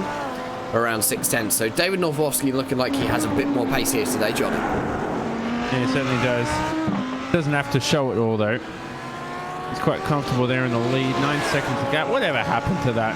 That gap looked a lot closer between Schmolzak and Novakarski. 2 teammates absolutely controlling this race. It's like it's their own division. Maybe John Piesnik is secretly leading this race for another class. Multi-class racing in a single-class category. I like that idea. Sort of pro-am kind of thing, just not official. Well, I mean, it seems that way. You know, John Piesnik is... Well, it doesn't really, actually. John Piesnik 10 seconds behind Schmolzak. Schmolzak almost 10 seconds behind his teammate. So, not entirely a blowout victory, but at the end of this race, I mean, we're only an hour or 5 minutes through the event. Certainly seems like that. And it's still a long way to go in this event. A lot can happen. We've seen 1, 2, 3, 4, 5, 6, 7, 9 retirements, if I can count correctly, already today. I would expect to see maybe a couple more as those tyres get a little bit worn, the drivers get a little bit worn out. And of course, it could be a hot day for some of these drivers. I know in the UK it's swelteringly hot at the moment. John Roberts is one of those UK-based drivers who is probably suffering under the heat, and the heat is always one of these things that the drivers have to be careful of in a long race like this, because you have to keep yourself composed and hydrated. If you'll lose that hydration a little bit as you're looking at the boosted motorsport Ferrari of John Roberts, beautiful livery that one has. He runs through poo on this time, Johnny, but exhaustion for drivers, it's something we don't really see a lot with, but it is something that is affected, especially in a longer race, looking towards 3 or 4 hour stints that we sometimes see from drivers. Yeah, well, if you have concentration issues, everybody does in the world, and certain people lose concentration earlier than others. Others are super focused and love it. If you enjoy driving this car, you'll be fine for the next 2 hours, but of course, and one of the toughest challenges in a time like this, with no battles to worry about and all this kind of stuff, is, and this might sound funny, but you start thinking about what lunch is going to be after the race. Like, oh, hey, should I text this person? Let's go out tonight. Like, no, you should be thinking about that. Drive Spa and end this race in a good position right now. The top 2 shouldn't be doing that. Kimi Räikkönen said that about a decade ago, 10, 15 years ago. I remember he said he's like, one of the biggest challenges he'd ever had is you're leading a race by a country mile, you start thinking about silly things, and then you crash. You know, and unfortunately, some drivers never get to do that because they're never in the lead in the likes of David Novakarski's position. So he's got that speed, he shouldn't be wasting it. And these drivers are all at the top of their game, so I'd expect them to actually be pretty good with that. And then maybe some less experienced drivers might get a little bit more distracted. And once you start getting distracted, it could be as simple as just something happens, a small sound that distracts you, and well, that could be race over. And it's not something we see very often, but it has happened before. And of course, for David Noworovsky, that's not something he wants to happen. So for Triton Racing, still currently sitting in position number 1 and 2 with 53 minutes remaining in this event. They're in a good position. Certainly are, but time's ticking down. I mean, I said with like about 40 minutes ago, I'm like, oh yeah, time's creeping down. We've got plenty of time. Now there's less than an hour, so that time starts to really kick down quite rapidly, of course. And I think as that time starts ticking down, we've still probably got around another 10 laps before we start seeing those pit stops. Another 20-25 minutes. And yes, indeed. So as we move towards the end of this race, we're going to take you to a quick RaceSpotTV fan immersion. We'll be back in just a moment. You are going to ride on board the car that you're currently looking at. The number 86, your leader of David Noworovsky.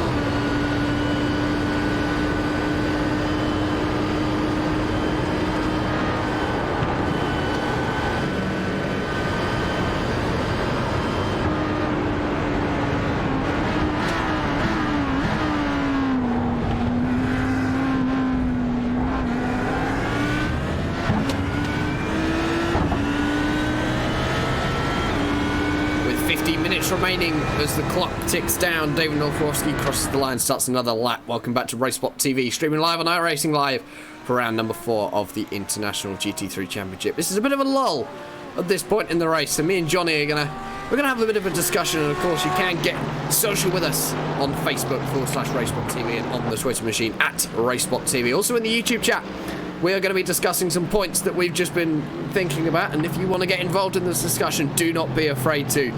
We will also be taking questions. There's not much else going on in the race, so we might as well get the viewers involved, and we always like that, Johnny. So I think one of it's actually we were discussing it while we were just having a little bit of a lull, and you were having a ride on board with David Noworovsky.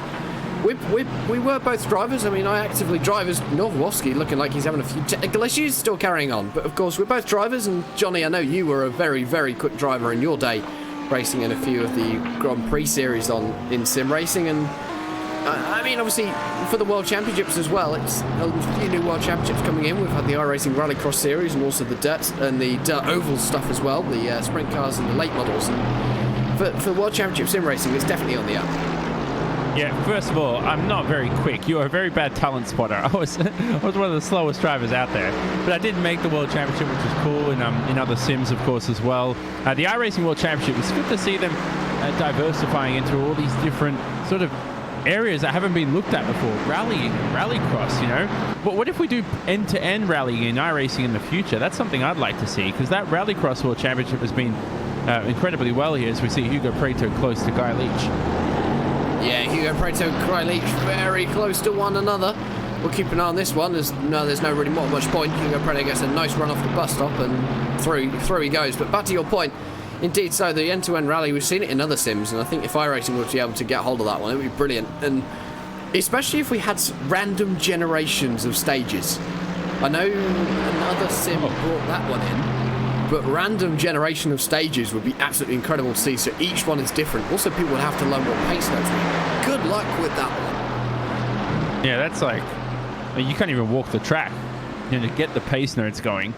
And sometimes, because, you know, I've driven some other rally sims in the past, and the pace notes sometimes are like, I'm like, no, that was wrong. Why did you tell me to do that? You know, you told me to, you know, go too fast through a hairpin. You know, I'm not doing a 5 right through a hairpin or whatever. Anyway, you get my point here. But that's something I'd like to see in iRacing in the future. Another thing, rain, like, here's the way it should be done, right? It should be wet weather, and it should be attributed to weather statistics around that track at any time of the year you select. You can make it random or make it exactly the same time that you're racing at the moment. There should be different options for that, and then you can have realistic weather. I don't know if there's anything else to add to that. Yeah, and also, I mean, this is just because I've seen it introduced on something else in a different platform, is bug splatters on the window or bug splatters on the car. Yeah. But I know a company who have done it so that it's all down to the atmospheric conditions. So different atmospheric conditions, different time of the day will introduce different amounts of bug splatter on your car. iRacing, make that a thing, because it's absolutely incredible in what I've already seen it on. And it's the small little things that just make it. Different tyre compounds as well. Day-night transitions have been, take this with a pinch of salt, of course, but they have been confirmed to supposedly be coming this year. So we could, by the end of this year, see a race that starts in the day and finishes under the lights. That would be cool. Well, of course, this race 2 hours, of course, all at night time here at Spa. Cold track, by the way, 21 degrees track temperature at the moment, or 20 degrees actually. It's gone down from the last time I checked. So it got down by a degree during this race. Less cars out on track, of course, as well.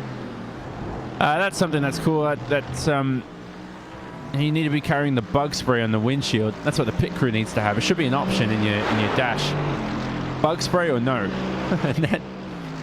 and then what the hell am I saying? Anyway, another thing I'd like to see is multiple tire compounds. Now that has to come in sometime soon, and that is something that can. And look at what's happened to the World Championship Grand Prix Series. Now, watch that race, by the way. Qualifying will begin in just over 2 hours' time. That is a series that has revolutionized this year in terms of entertainment. 2 to 3 stop races instead of 1. How entertaining is that? You know, imagine having multiple tire compounds to go with it, rain, all this kind of stuff. Like that to me is a series that has the most potential for the future. I think the World Championship Grand Prix Series. You brought up Rallycross, Jack. That has been a thrill to commentate on. Quick, snappy races, different type of motor racing format. You're on dirt and tarmac. You know, you don't have to sit down and watch it for 3 hours straight and sit on the couch or do these boring old Le Mans 24-hour races. I'm sorry, I had to say that. And sit there for 24 hours where nothing goes on. It's a great format, Rallycross. Rallycross is a brilliant format. It's a format which I've loved for a long, long time, and I've grown up around motorsport, and my grandfather looks after historic racing cars. I was once a co-driver in rallying back in the 70s and the 80s, so my family has very much been brought up around motorsport. Scott Larnach getting involved with on the YouTube chat, suggesting kangaroos at Bathurst. Oh, now Scott Larnach, mate, you have to sort of... I knew Scott was going to say something like that. That's something to look into. What's the other one? Is it Gophers at Montreal? What did Romain Grosjean crash into a few weeks ago? Was it a gopher, a beaver? Something like that. Maniacs at Maniacs at Silverstone on the Hangar Straight. No, I'm just joking. Okay, so Jacoby Sigoli and P10 here being hunted down by Jacob Scully. Scully should be able to make a move here on the Camel Straight. Simple maneuver for P10. Scully will find himself into that 10th position surely. Nice and easy pass for Jacob Scully, and through he goes into position number 10. Jacopo Sigoli is up 10 positions on where he started. One of the two biggest movers and shakers in your race, the other one being Guy Leach down in 13th position, and they're just carrying on back to normal. But I think there's a lot of things coming out for iRacing. There is, of course, also new damage coming. We did see a preview of that a few weeks ago, and I think it was about a year ago now, we saw a preview of a BMW Z4 GT3 hitting a wall and bits flying off everywhere, and that's also another thing that I'm looking forward to. Of course, we've got the bloom added to the lights, and you can actually see it here today. You can see it on Sigoli's BMW on the rear lights, and just how much more vivid they are on the screen. Yeah, exactly. I mean, that's a good point too. Sigoli now right behind there. Now there he's on screen. He's currently in the 10th position. You can see on the dashboard. I like that introduction, of course, that live position counter. I got mixed up earlier, didn't I? I thought John Peasnick was the number 4, and I'm like, wait a second, he's the 555. And I'm like, oh, wait a second. Sorry, I got mixed up. Too many numbers to look at. But of course, yeah, that's a good addition, of course. Oh, and I've seen this in a sim about 15 years ago. I actually talked about this with Yao Vaz. For anyone who's listened to my latest podcast, the Simon Racing Report podcast, at theSimonRacingReport.com. I spoke with Yao Vaz about a sim many years ago that used to actually have marshals out on the racetrack and yellow flags, and they actually pick up the cars and move them. You know, I mean, this whole escape business that's been in sim racing for all these years, make it a bit more challenging. Get rid of that. Give these tires limited tires per race weekend. You know, give them a qualifying session. Hey, you've got 10 minutes of unlimited laps, but you've got 2 sets of fresh tires. Use them wisely. And that could make things very interesting. So there's so much potential to extract here. There's so many ideas. Executing is a whole different story. I can remember, actually, one of my favourite ever sims, and as soon as I mentioned this one, people will probably recognise it. Yeah, it did have the marshals waving the flags, and this was, must have been, it's a 10, 12-year-old sim now, Johnny. But also, you came into the pit, you'd stop, and it would give you a clipboard of what you want to do with your car at the pit stop. Oh, I remember that sim. Yeah, I'm not going to say the name. I know that sim. Still one of the greatest out there. The problem with that sim is when you go to Montreal, they'll wave the flags a lap early, as we look here at Antiohola, riding close behind the driver there of Martin Silvassi. And Silvassi's he's had a decent race, hasn't he? Up 12 positions. He's been very quiet, hasn't he, Martin Silvassi? Picked up those positions, of course, out of the blue. We're coming towards that second stop, though, Jack, and we'll see if drivers actually take tyres. We talked about that earlier. Drivers taking tyres in that first stop would have been abnormal. Martin Van Loosenor did. He's up in a P7. Had another driver do it as well, of course, too, of Antiohola. Let's see if it backfires on those two. Yeah, we will have to wait and see. Still going to be another 5 laps until we see drivers down onto the lane. And it is a long way around this circuit. It's 2 minutes and 15 seconds as Antiohola tries to go around the outside into the bus stop. Martin Silvassi not going to make it work this time around. The Trick Sim Sport driver holding on from the Team Bushfrink Racing driver. They're going to look to go side by side into the source once again. And nope, it's not going to happen. It's going to be another move down into the combat by the looks of it. But I think also for the direction of sim racing, and obviously we're seeing the pro draft for the F1 Esports Championship this weekend, Johnny, and a lot more esports. McLaren also announcing another esports project coming up very soon by the looks of it, and it looks to be following a very similar process to World's Fastest Gamer. Yeah, I mean, that was cool. That was a good thing. As long as they, if they get it right and they portray sim racing in a good light, I'm happy. Antiohola now back past and straight ahead of Martin Silvassi. Gets that move signed, sealed, delivered, of course. And Antiohola there, those fresh tyres doing him well and doing him justice, of course. Martin Van Loosenor, though, is 25 seconds ahead. Ironically, that's the time it takes to get an extra fresh set of rubber.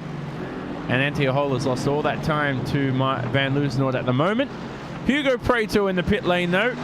And this should be for his second stop of the race, of course. Yeah, he has done a 15-lap stint, looking as though he's going to get himself all filled up. They can make it to the end from here, actually. Wouldn't recommend it because it means you have to take a full tank of fuel, but they can make it to the end on a tank of fuel from here. And also, I think, actually, I mean, I'm a massive fan of motorsport, and I do love my historic motorsport. The Le Mans Classic is going on this weekend for anyone who's interested watching some very old endurance racing machines racing around such an iconic circuit. I know Johnny's probably not interested, but live streaming is available of that one all weekend for free.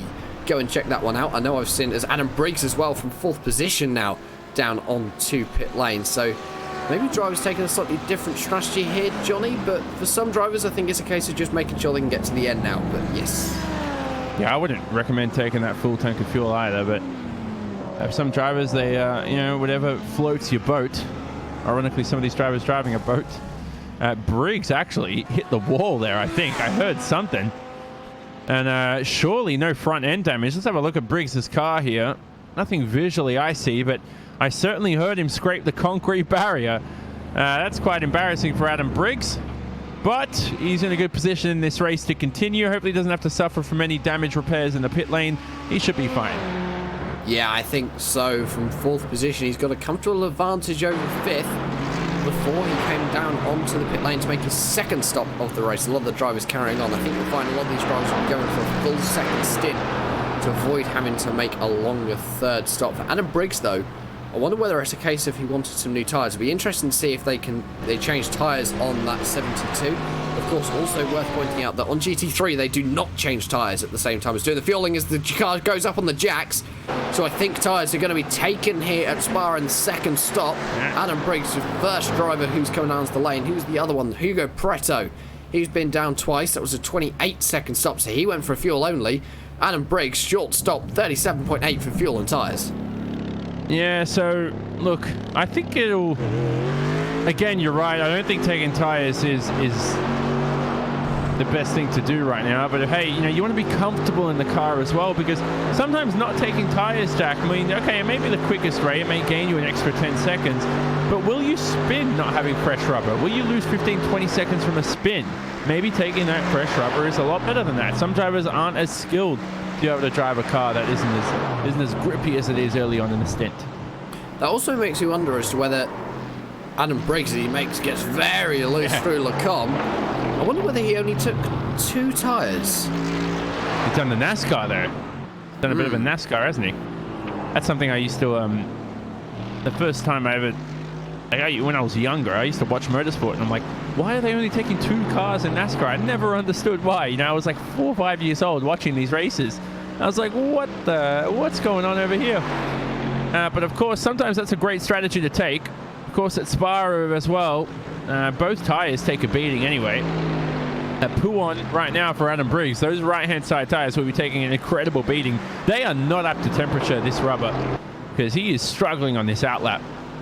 He is in the 72 Mercedes as he gets, it sounds as though tyre squeal through Fania that time, and I wonder whether he is definitely struggling. That is interesting to see from Adam Briggs. Another 35 minutes remaining in this race as it stands. Still 16 drivers going because Simon Feigel's back out. So Feigl, in fact, actually has got his damage repair.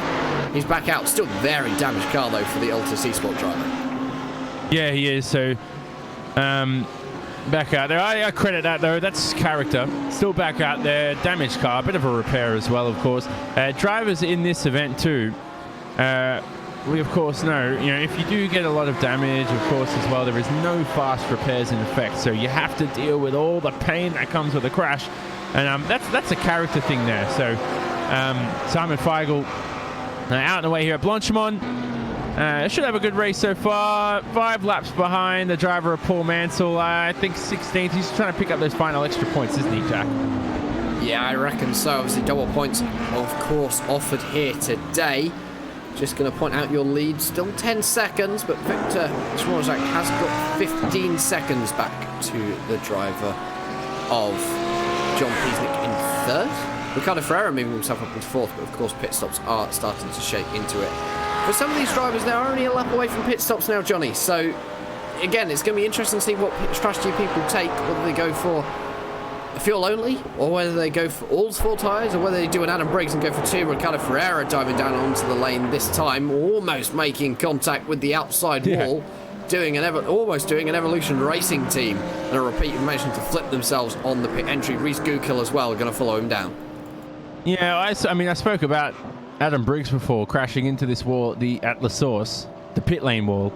It's actually very easy to do that. So, you're not trying to embarrass Adam Briggs at all, but you know, I've done that a couple of times. Not in a race, obviously, but first time you head out here, you accidentally do it. That's the beauty of sim racing. Hit escape, you're all good. And here they are again. Very long. This is a very dull drive. They should be allowed to scream. There we go. See, speed limit. They should allow that stretch to be full throttle. Then you have to get back on the limiter. There should be something to speed up this process. Because right now they're wasting a lot of time. But Ricardo Ferreira is going to search for his box now. Remember, Ferreira started this race in second. We talked about that in the first pit stop phase. Easy box at the end of the lane. Make sure he positions it for a good exit too. Here he goes. Good stop from Ricardo Ferreira. And let's see what these drivers do. Are they going to take tyres? Keep an eye on Ricardo Ferreira and Reese Gukill. Not sure which one came down to stop first. They were almost identical onto their pit boxes, so we will have to wait and see if they take tyres. Martin Silvassi and Jacopo Sigoli also down onto the lane this time. As Ricardo Ferreira back out and away, 24-second stop. Reese Gukill, 23-second stop. Going for the fuel only strategy from me. Martin Silvassi now going to bring his Trick Simsport Mercedes to a stop, and we will have to wait and see. Guy Leach, the 46, onto pit lane, now starting that long slog down to the endurance pits. Currently riding on board with Jacopo Sigoli, finding his pit lane. Nice and easy stop. We can see Martin Silvassi just ahead in the 74. He's away. 25-second stop for him. Another fuel only stop, so tyres is definitely not the strategy here today, Johnny. No, certainly not. So you're right there, weren't you, Jack? Van Loosenholt, though, he's still 17 seconds behind John Peasnick. Peasnick into the pit lane. So at the end of this, Van Loosenholt, who took tyres, I mean, what are his lap times at the moment? He's in the 2-minute 14 range. John Peasnick before this was a second a lap slower. So, hey, I'll tell you what, Jack, taking tyres in that first stop was actually not a bad strategy. It's this second stop where you think, is it worth it at this stage of the race? So, certainly was a good strategy to take the tyres in that first stop. So, these drivers doing it now in this second stop, are they going to make up that time with half an hour remaining in this event? Yeah, indeed so. Martin Van Loosenholt is through on John Peasnick. Peasnick is on the lane at the moment with that McLaren MP412C spitting flames out of the exhaust. That is an awesome effect to see here on iRacing, and a beautiful car, one of the longest GT3 cars we've had on the service as well. John Peasnick going to bring his 555 to a stop. As you can see, the lights rushing past as they head down to Eau Rouge. All the other drivers still out on speed. And actually, tyres at the first stop maybe was a good call for a couple of the drivers who've made it work. Second stop, definitely not going to be worth it. Yeah, certainly. Out and away, John Peasnick. Good pit stop for him. Jacob Schooley there on screen. You know, I always get Jacob Schooley and Jacopo Sigoli's names mixed up. Am I just weird, Jack? I don't know. Schooley and Sigoli, they're two different names, whatever. Hugo Prato is in 12th. Now, he's been all over the place this race. Hugo Prato started and qualified well in that 5th position, but is going very slow through Pouon. So, oh goodness, something's wrong with that Follow Me Esports driver. But of course, Jacob Schooley should be fine and feed out in the 9th or 10th position, actually.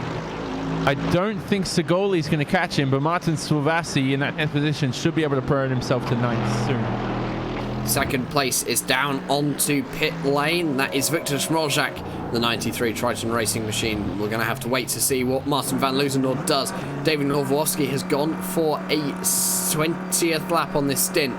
We didn't see any stints longer than 21 laps, if I remember correctly, as Jacob Schooley gets out and away from the pit lane in a stop time of 23 seconds. So a lot of the drivers who are making second stops now are actually going to be deciding to not take tyres. Martin Van Loosenholt down onto pit lane this time as well. Be interesting to see what the leaders do. They have got a little bit of an advantage, Johnny. If the car feels a little bit loose, they do have the opportunity to change tyres, but not all four. No, exactly. You want to do that NASCAR, that NASCAR trick. They come now through the next few corners.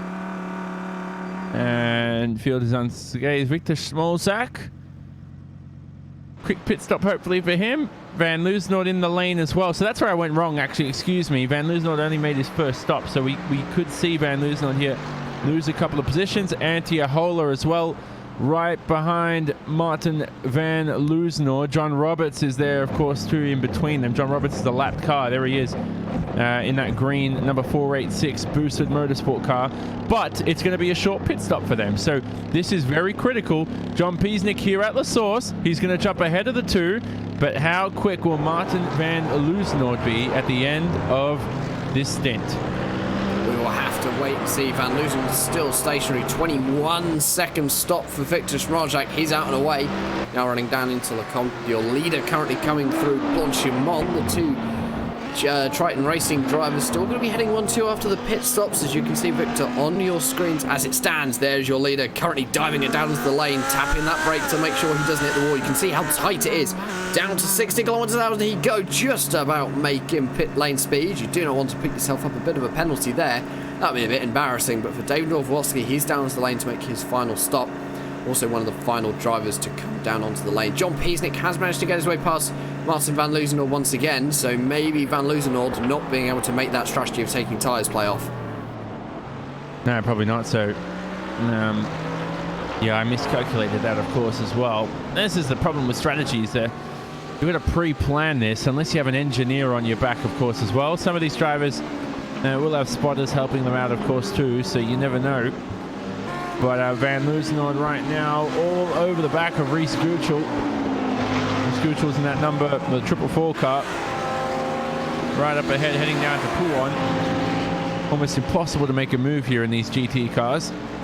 The run out of No Name is incredibly difficult to obtain.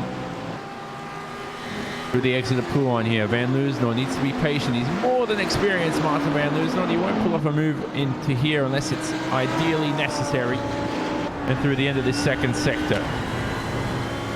Differential doing all the work. Anti-roll bar through this next right-hander. Curb Paul Frere coming up, of course, too. High-speed grip through here. There's a slight bump there where if you don't have the high-speed damping going, you won't be able to keep that car stable, and Van Loosenord has all the speed, the setup working well for him, there's talent working well for him too, and up into the top 5 is Martin Van Loosenord at the end of the pit stop phase. Reese Guchel didn't even challenge that one, so Martin Van Loosenord, nice easy place for him and back into the top 5. We're going to step aside for a moment here on RaceSpotTV, streaming live on iRacing Live. Do not go anywhere, but first enjoy the top 10 highlights from June.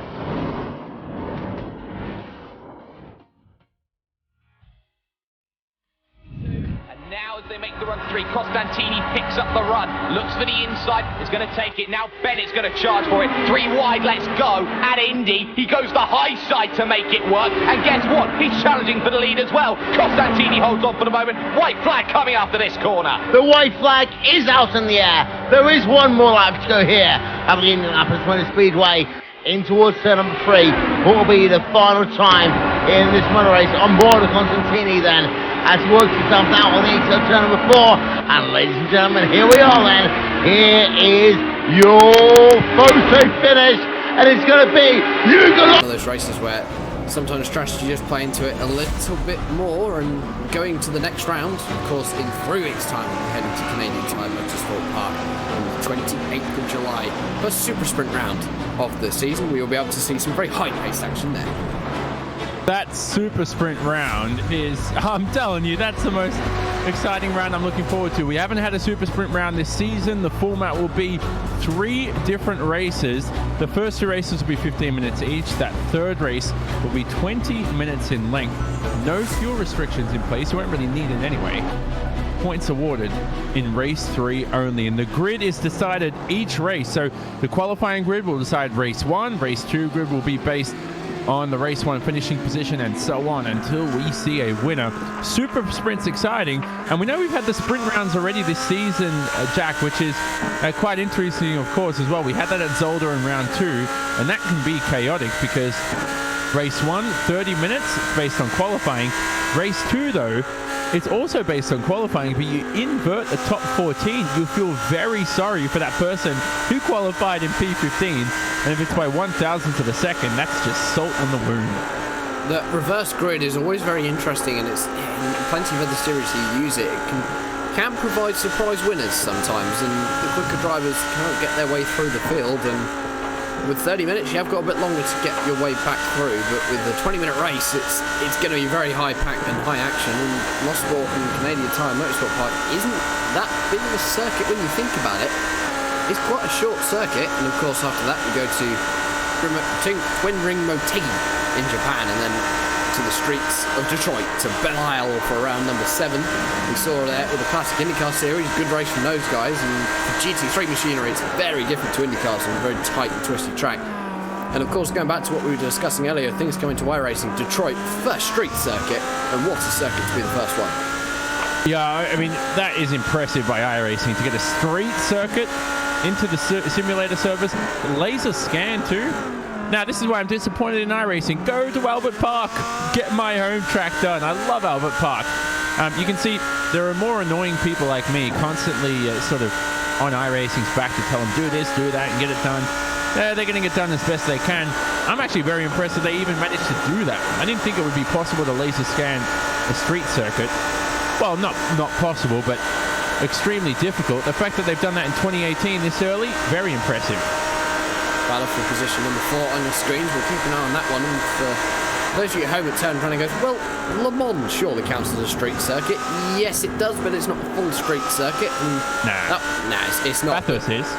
Bathurst is. Bathurst is a full street circuit, and so is Detroit. Le Mans is part street circuit. From Porsche Curves to Tete Rouge is all privately owned by the ACO.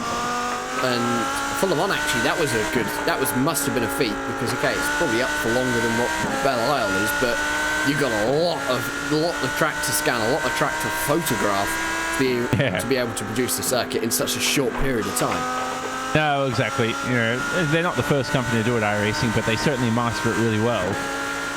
You said it was privately owned by ACO. Who's the ACO again? The governing body for the Le Mans 24 Hours and the European Le Mans Series. Ah, yeah, I thought so. Yeah, I don't really watch that series. I thought you were talking about the American Car Organization. And I was like, wait a second, that circuit's in France and something. By the way, Google ACO, that American Car Organization doesn't exist. That's just made up. Back to the race. Martin van Liesnoord, P5, stuck right behind Ricardo Ferreira here. Ricardo Ferreira, this is odd, isn't it, Jack? Because Ferreira's the one who's been making up positions. Now van Liesnoord, pressure rubber, is about to make his way into the top 4. Oh, Ferreira very slow on the apex of Blanchimont. That's an easy move for Martin van Liesnoord. And straight past into P4. 11 seconds now up ahead to John Piesnik.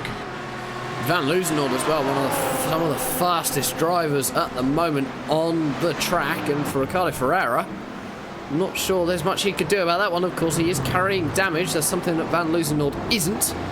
And for Van Loosenholt, nice and easy pass for him. Of course, 11 seconds up the road. He was just about a second and a half quicker than John Peasnick last time around. With 8 laps remaining, it is possible to close the gap, although he has got traffic ahead to navigate. And of course, for that driver, Martin Van Loosenholt, getting around the traffic could lose him quite significant time. That's Paul Mansell. Clint Smith is back out on the circuit in a 67 BMW, but doing about 90 kilometres an hour. Very, very slow. I think his day is done and dusted. He's 32 laps down, sitting in 19th position as it stands, so not much for him. He can, of course, get another position back on Josh Thompson, so if he finishes this lap, Johnny, Clint Smith has got another position and a few more vital points. Yeah, good on Clint Smith. So, the funny thing was, Clint Smith... So, this is weird. Clint Smith out of the race, then on the YouTube chat, and now back in the race. That's like Clint Smith, right? This is basically what that is. That's like him coming into the commentary booth. He's like, yeah, I'll commentate 10 laps. Back out there in the car. Same race. And lost like 5 laps from that. Remember that race? I can't remember. I think Valentino Rossi won a race. And quite fitting because we do have a VR46 car out there. Paul Mansell, one of those in P14. His teammate Guy Leach ahead in P13. I can't remember what race it was, but Valentino Rossi went into the, what is it called? The Portaloo? I don't know what you guys call it in the UK. Those little potties that they use, the builders use, that are portable. Yeah, and you just, yeah, okay, so they're called Portaloos worldwide. Anyway, point is, he went into it, and I was like, wait a second, is this during the race that he did that? I'm like, is he leading by like 3 laps? Obviously, it wasn't during the race, but there you go. That's that's a good fitting thing there for the VR46 team. Valentino Rossi, Jacob Schooley on screen, very close heading through Puon on Martin Silvassi. And Jacob Schooley again. Puon's not the corner you want to be making overtakes at. You can make it in this last sector, but I think this is a move we'll see. You want to set it up through these corners. You don't want to be making it through here and risking your race, but it looks like right now Silvassi will almost be a roadblock through this middle sector. He doesn't look quick at this stage of the race. No, and actually for Jacob Schooley, that's losing him a bit of time. There's not really much more time he could lose with just 14 minutes remaining in the event. The gap between Martin Silvassi in 9th and Antti Ahola in 8th is currently 26 seconds, so it's quite a long way to go for those guys. But Jacob Schooley trying to make a move into Blanchimont that time on the Trick Sim Sport driver and Martin Silvassi. Silvassi going to shut the door and not going to be able to make a move done. Coming down into the bus stop once again. Just 7 more laps remaining in this event. Martin Silvassi putting on a good job at defending of a very strong car. That number 6 has been looking extremely strong all day of Jacob Schooley, and I think that is what these drivers need to do. Just put on a strong performance, they'll bring home a good result. Yeah, definitely. Definitely. You know, you don't want to butcher it at this stage of the race. Just over 10 minutes to go. Schooley right now, though, he has to get past the driver of Martin Silvassi ASAP. Oh, all over the bumps at Rouge. It is on the Camel Straight. Should be able to pretty straightforward move here past the 074 car of Silvassi. This is going to be a braking battle into Les Combes, and Jacob Schooley will win that late on the brakes. Is Jacob Schooley riding the curbs quite well and straight into P9, and that's a move where, again, not only does it take bravery, but he chose the outside line, which is a lot easier to carry the car into and trail brake into. So Jacob Schooley there, well mastered maneuver.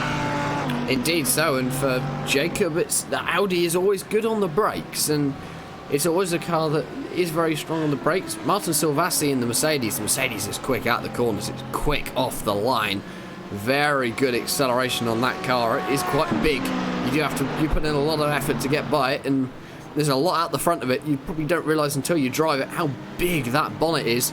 You might hit the brakes thinking, it's fine, I got a meter between myself and the car ahead. You probably don't, because you can't see most of the front of the car. So, of course, in that Mercedes, you have to be very, very careful not to take anyone out. And front engine machinery in GT racing, Johnny, is dying out a little bit.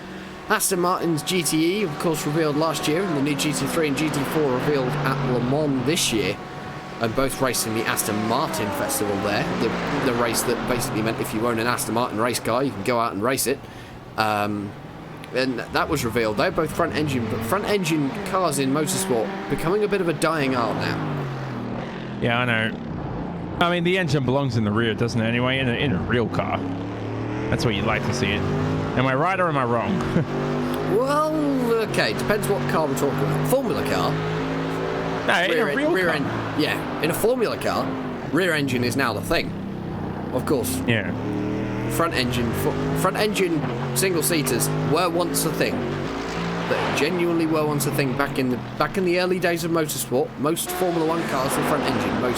There was a category called Formula Junior. I'm now going to bore you all to death with historic racing. Formula Junior as well. That ran front engine cars for a long time. Some beautiful examples left of that one, and some very rare examples as well. If you want to go and look at a very exquisite front engine car, go and have a look at a Bond Formula Junior. Basically, imagine trying to imagine trying to burn out a front engine car. That's front wheel drive. Can you do that? Yes, it is possible. And there's front wheel drive Formula cars. The Bond Formula Junior is a front wheel drive front engined car. No, but can you do donuts in it? I believe someone tried it at Kia Optima. Don't think it's been tried in a front engine Formula car, but of course Formula cars did switch to the rear engine format. The Lotus 18 being one of the first one of them, if I remember correctly. Quite a big lumpy car that one was in Formula 1. And go on. And by the way, have you seen figure 8 racing before on YouTube? Like, I know we have a figure 8 racing here on iRacing, and people have a lot of fun with that on week 13. Another reason, by the way, to subscribe to iRacing. But have you seen that in the real world? They'll have like 30 cars on the track. I watched this on YouTube like 3 months ago. On one of those nights, you know when you just ponder and you go through your recommended? And I swear to God, I'm like, oh, this is going to be a crash. I watched 3 minutes of it waiting for a crash, and none of the drivers crashed into each other. It was that spot on in figure 8. That's just, I mean, that to me is, forget rally driving and how skilled those guys are. Forget Formula 1 and all these world champions. Those guys are the real MVPs. If you can do that, that to me is insane. And obviously, Google this after the race or whatever. Don't do it now, because this race is coming to a close, and who knows if the two Triton racing cars can keep this 1-2 together. But, man, that made me impressed. And the fact that you can do it on iRacing, my God, you can do anything on this service, man. I'm not just trying to talk iRacing up because we're here. But when you think about it, it's like you could pretty much almost do anything on iRacing. And so it's good to see that customability as well. Paul Mansell has made what looks to be a splash and dash 10-second stop. While we were discussing the figure of 8 racing and how incredible it really is, Antiola has had a big incident in the number 8. Coming through Blanchimont, just looks as though, well, the tyre's getting very old now. A little bit too much curb on the inside. Unsettled that Mercedes-AMG GT3. Replay up on your screen at the moment. And you can just see, coming through that corner, he darts left. Hits that curb on the inside. That's not a curb you want to hit in any form of car. Hard onto that inside wall. Yeah, it'd be dizzy after that. That's not a good crash for Antiola. And he was one of the drivers that took tyres in that first pit stop along with Martin van Loosenholt. So his race hasn't gone as planned. Oh, you're a sitting duck, aren't you? He overcorrected, but I think the higher the speed is, the more difficult it is to correct. And so that's why you saw Antiola there struggle, because we did see a driver, and I can't remember who it was, early on in the race, didn't we, Jack? That saved the car quite well. And may have been Paul Mansell, I assume. I might be wrong with that, but that was at a lower speed, sort of in that 150k range, 120k range, a lot easier. When you're doing 200 plus Ks an hour there through Blanchimont, you are almost a sitting duck. The wall is very inviting in Blanchimont. Another thing that we need to keep an eye out for come the end of this event. Martin van Loosenholt has closed the gap to John Piesnik down to 5 seconds. They have only got 3.5 laps remaining though, Johnny, so I'm not sure whether the gap is going to be enough to close down. Yeah, exactly. So this race could be done and dusted for those drivers. So top 3 is essentially, I mean, you have to say, pretty much all settled, depending on how Martin van Loosenholt closes this race up. I mean, look, last lap around, Van Loosenhoorn 1.8 seconds quicker than John Peasnick. I think at the moment Van Loosenhoorn should be able to climb up into the podium positions, Jack. Now, I know Peasnick did have a bit of traffic, but right now Peasnick, yeah, he's under a bit of trouble. Those tires aren't going to last well for him. And he's a driver who could find himself here outside of the podium positions late in this event with only 6 minutes to go. That's going to go down to the wire. I think it will indeed. Clanky getting involved on the YouTube chat. Yes, this is iRacing. And no, they have not added day-night cycle just yet. This is, of course, night racing has been in iRacing for a couple of years now. It's been in it since I've been here, at least for 2 years now. So it's a well-known feature. Day-night is coming, though. It will be hashtag soon, although not sure how soon that will be. But this battle between John Peasnick and Martin Van Loosenhoorn has closed up to 3.7 seconds now on this lap. Last time around, Van Loosenhoorn was 1.8 seconds quicker, as Van Loosenhoorn goes very wide through Blanchimont that time. That just shows how much he's pushing. You can see himself. There is the car ahead of him of Guy Leach, the number 46 down 30. And then you can see that flaming McLaren of John Peasnick. Yeah, excuse me there. Hugo Prato as well, also straight past. You saw that on screen. There's Hugo Prato was...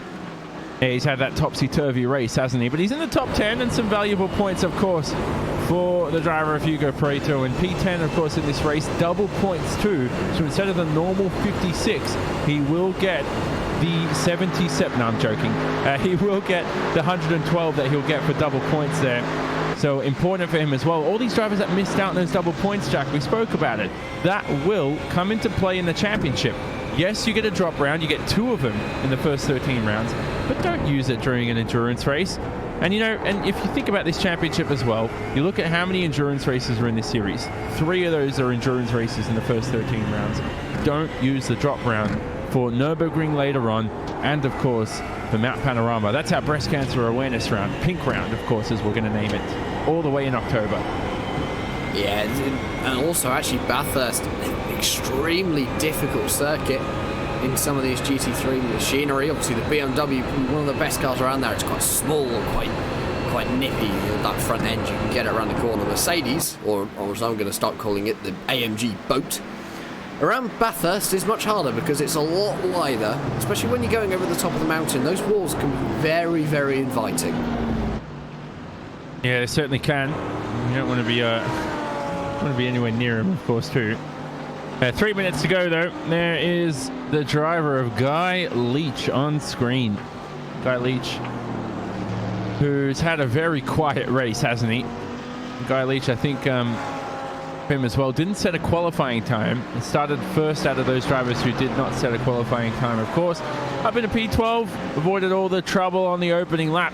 He's actually ahead of his teammate Paul Mansell. Remember, Paul Mansell was involved in an incident with Simon Feigl. Both those drivers, incredible damage to those cars. Yeah, indeed so. And for Paul Mansell, he's done a brilliant job getting it to the end. And I forgot he even had that incident with Simon Feigl. It was so long ago. 3 minutes remaining in this event now. 2 more laps for Martin Van Loosenhoorn. You can see ahead the flames spitting from John Peasnick's McLaren. That gap is now 1.8 seconds.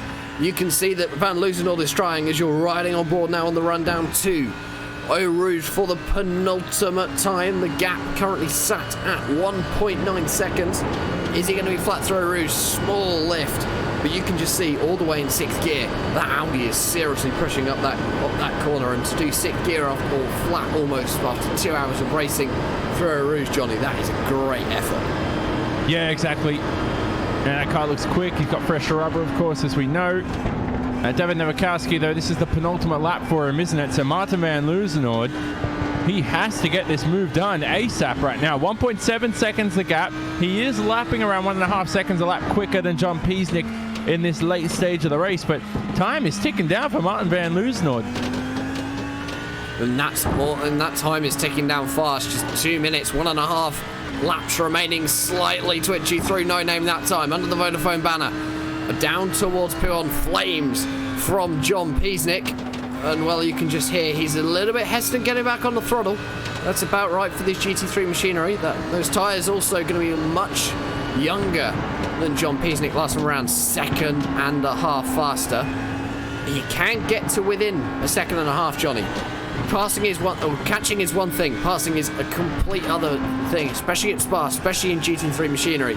Watch out for that McLaren as well. Van Loosenor very wide through Paul Frere that time on the run up to Blanchimont now, and for John Peasnick unleashing the straight line speed of the McLaren. But Van Loosenor will get away with that because he's got pressure rubber. He's a lot quicker.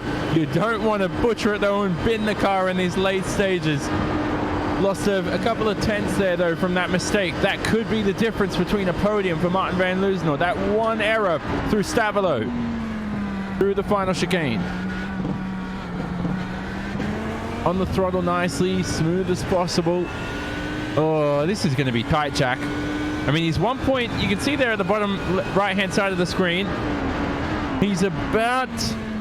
This lap, he hasn't gained as much time as usual. Just he's probably been pushing too hard, but...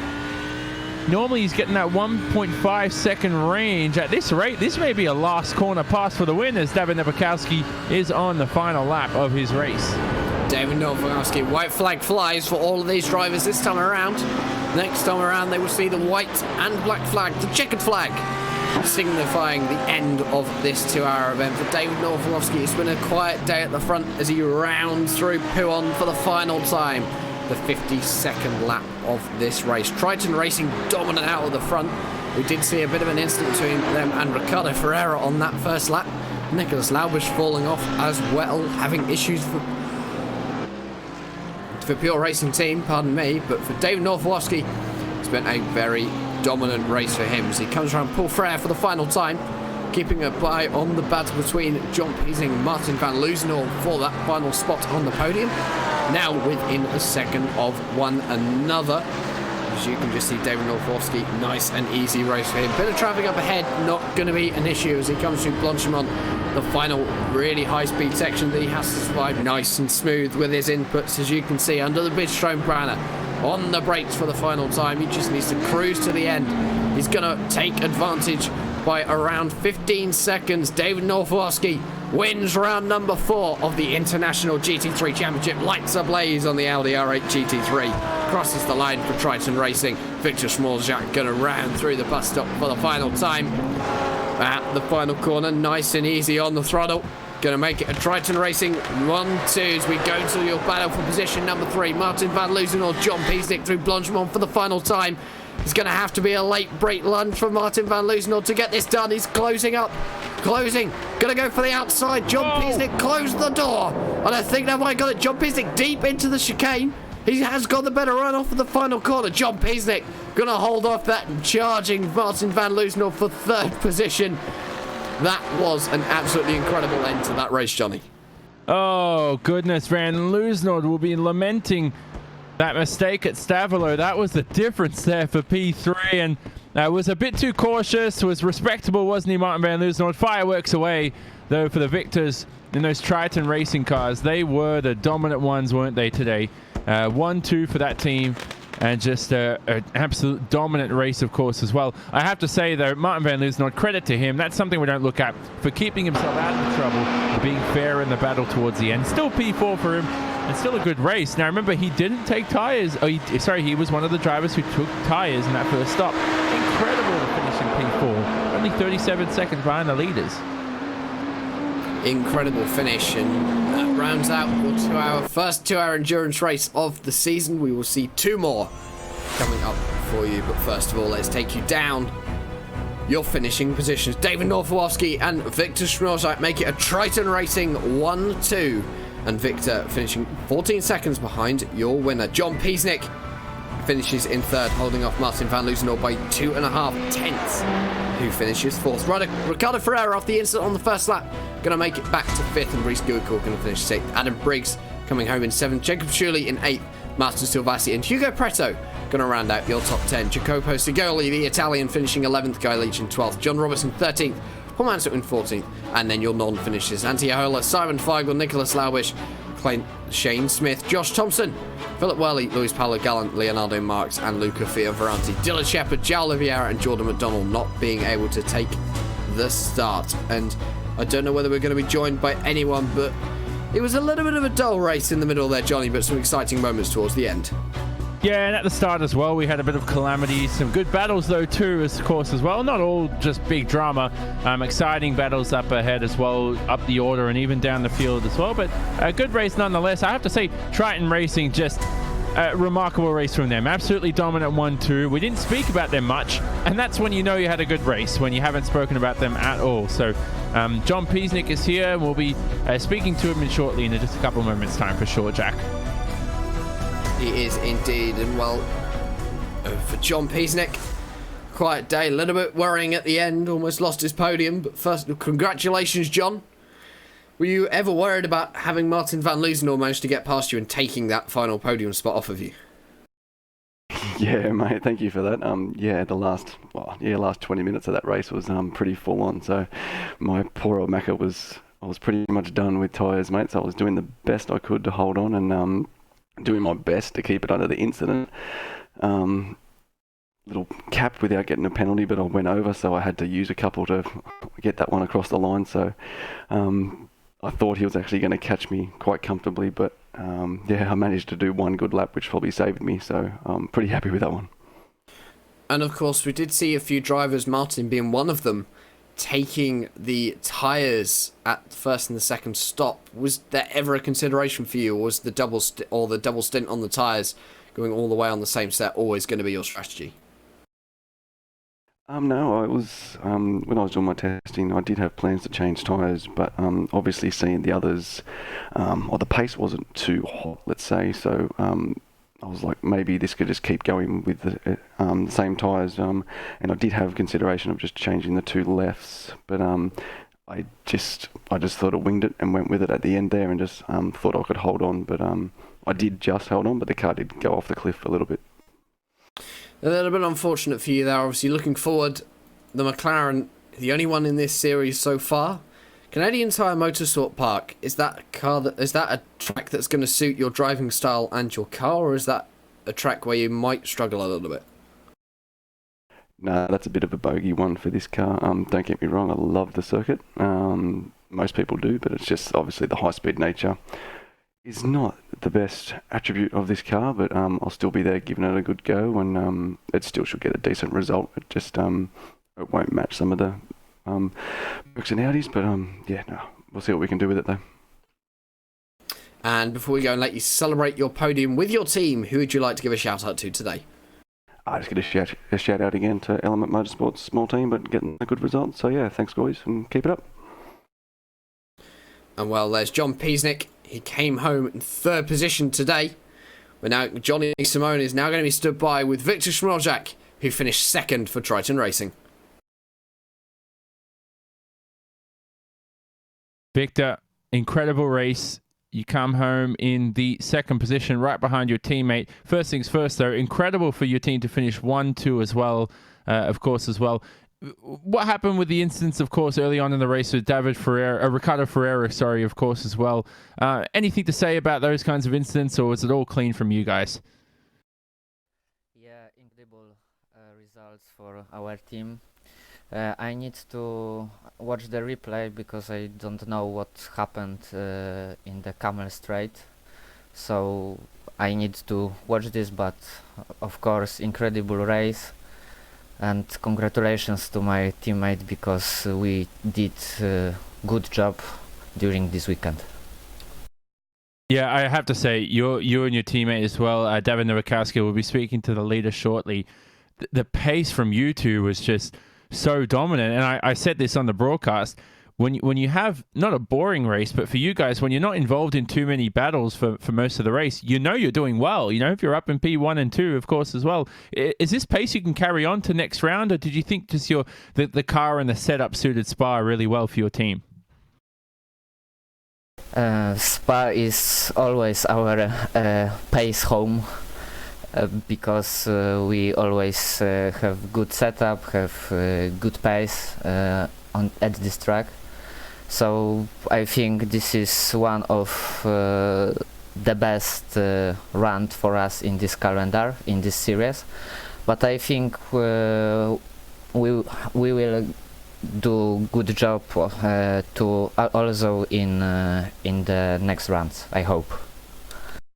And anybody you want to give a shout out to from your Triton Racing team, feel free to give them the credit here.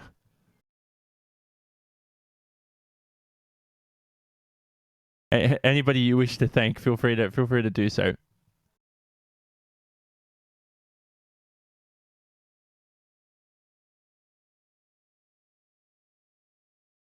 Can you repeat, because I have connection problems? Oh, you're fine. I thought I lost connection for a second, so I was like, wait a second, I'm going to wait for someone to talk. Feel free to give thank yous to anybody from your Triton Racing team who contributed to your victory, team managers, your teammates. Feel free to thank them all now if you wish. Yeah, we are a small group, small team, because we have only Polish drivers. These things separate us from other top teams in the iRacing service. We have in our team Kamil Franczak, who is the winner from European MX5 Cup, and he raced on the Laguna Seca in real life. We have also very fast and very experienced Marcin Skrzypczak and other guys who have also incredible pace, especially in Spice, Piotr Gadziński and Dawid Nowakowski, who did today a great job and show how good drivers he is. Thank you. And that was Victor Smolazek, who came home in P2. And what a race from him. Even though he still finished second, 14 seconds behind Jack. Double points for him, which is great. And that's good for his championship. Going to move him up a couple of positions because of a few names missing from today. I am stood by with David Northwowski. Here's your winner after 2 hours of action at Spa. Hello there, David. First of all, congratulations. And for you, pretty boring race at the front, I'd probably say. Not much challenge even from your teammate. You just had a little bit more pace over Victor, and I'm guessing it was just a case of bring it to the end and bring home the nice points haul. Yes, of course. It was pretty good race for me. Finally, I managed to bring the car on P1, which I was really happy with that. And yeah, it's a little bit boring without Ricardo, which have problems on the start, and yes, and Luis the same. He was disconnected, I think. But yes, I was happy with that. And of course, looking forward, it's a different format next time out at Canadian Tire Motorsport Park. Is that going to be a slightly different approach to the races? Because of course they're much shorter and points are only awarded for that final race. To be honest, I think I like longer races, but if I manage to get really good in quali, I think I could race with Ricardo next time. And of course, this is definitely going to help you in the championship. A lot of big names missing today. Do you think that's given you a good opportunity to get some good points haul from the double points? And for the championship overall, that's surely got to be good for you guys in both teams and drivers. To be honest, I think the races should be races, and everyone's want to see a good battle, clean battle, and I'm pretty sad that there is no big names today, but I hope it will be better next time. And before we let you go and celebrate your win with your team, who'd you like to give a shout out to today? Special thanks for Victor, of course, because we are practicing a lot together. Thanks for Marcin Skrzypczak for pro tips for today, and of course Kamil Franczak for real nice tweaks in the setup, because we got a lot of problem with snap oversteer in this cold weather. And really thank you for your job, guys. Finally I managed to be here and talk with you, so one of my sim racing dreams come true today. David Norwowski, we're making dreams come true here at RaceSpotTV, streaming live on iRacing Live. Here's your winner from round number 4 of the International GT3 Championship. You're very welcome.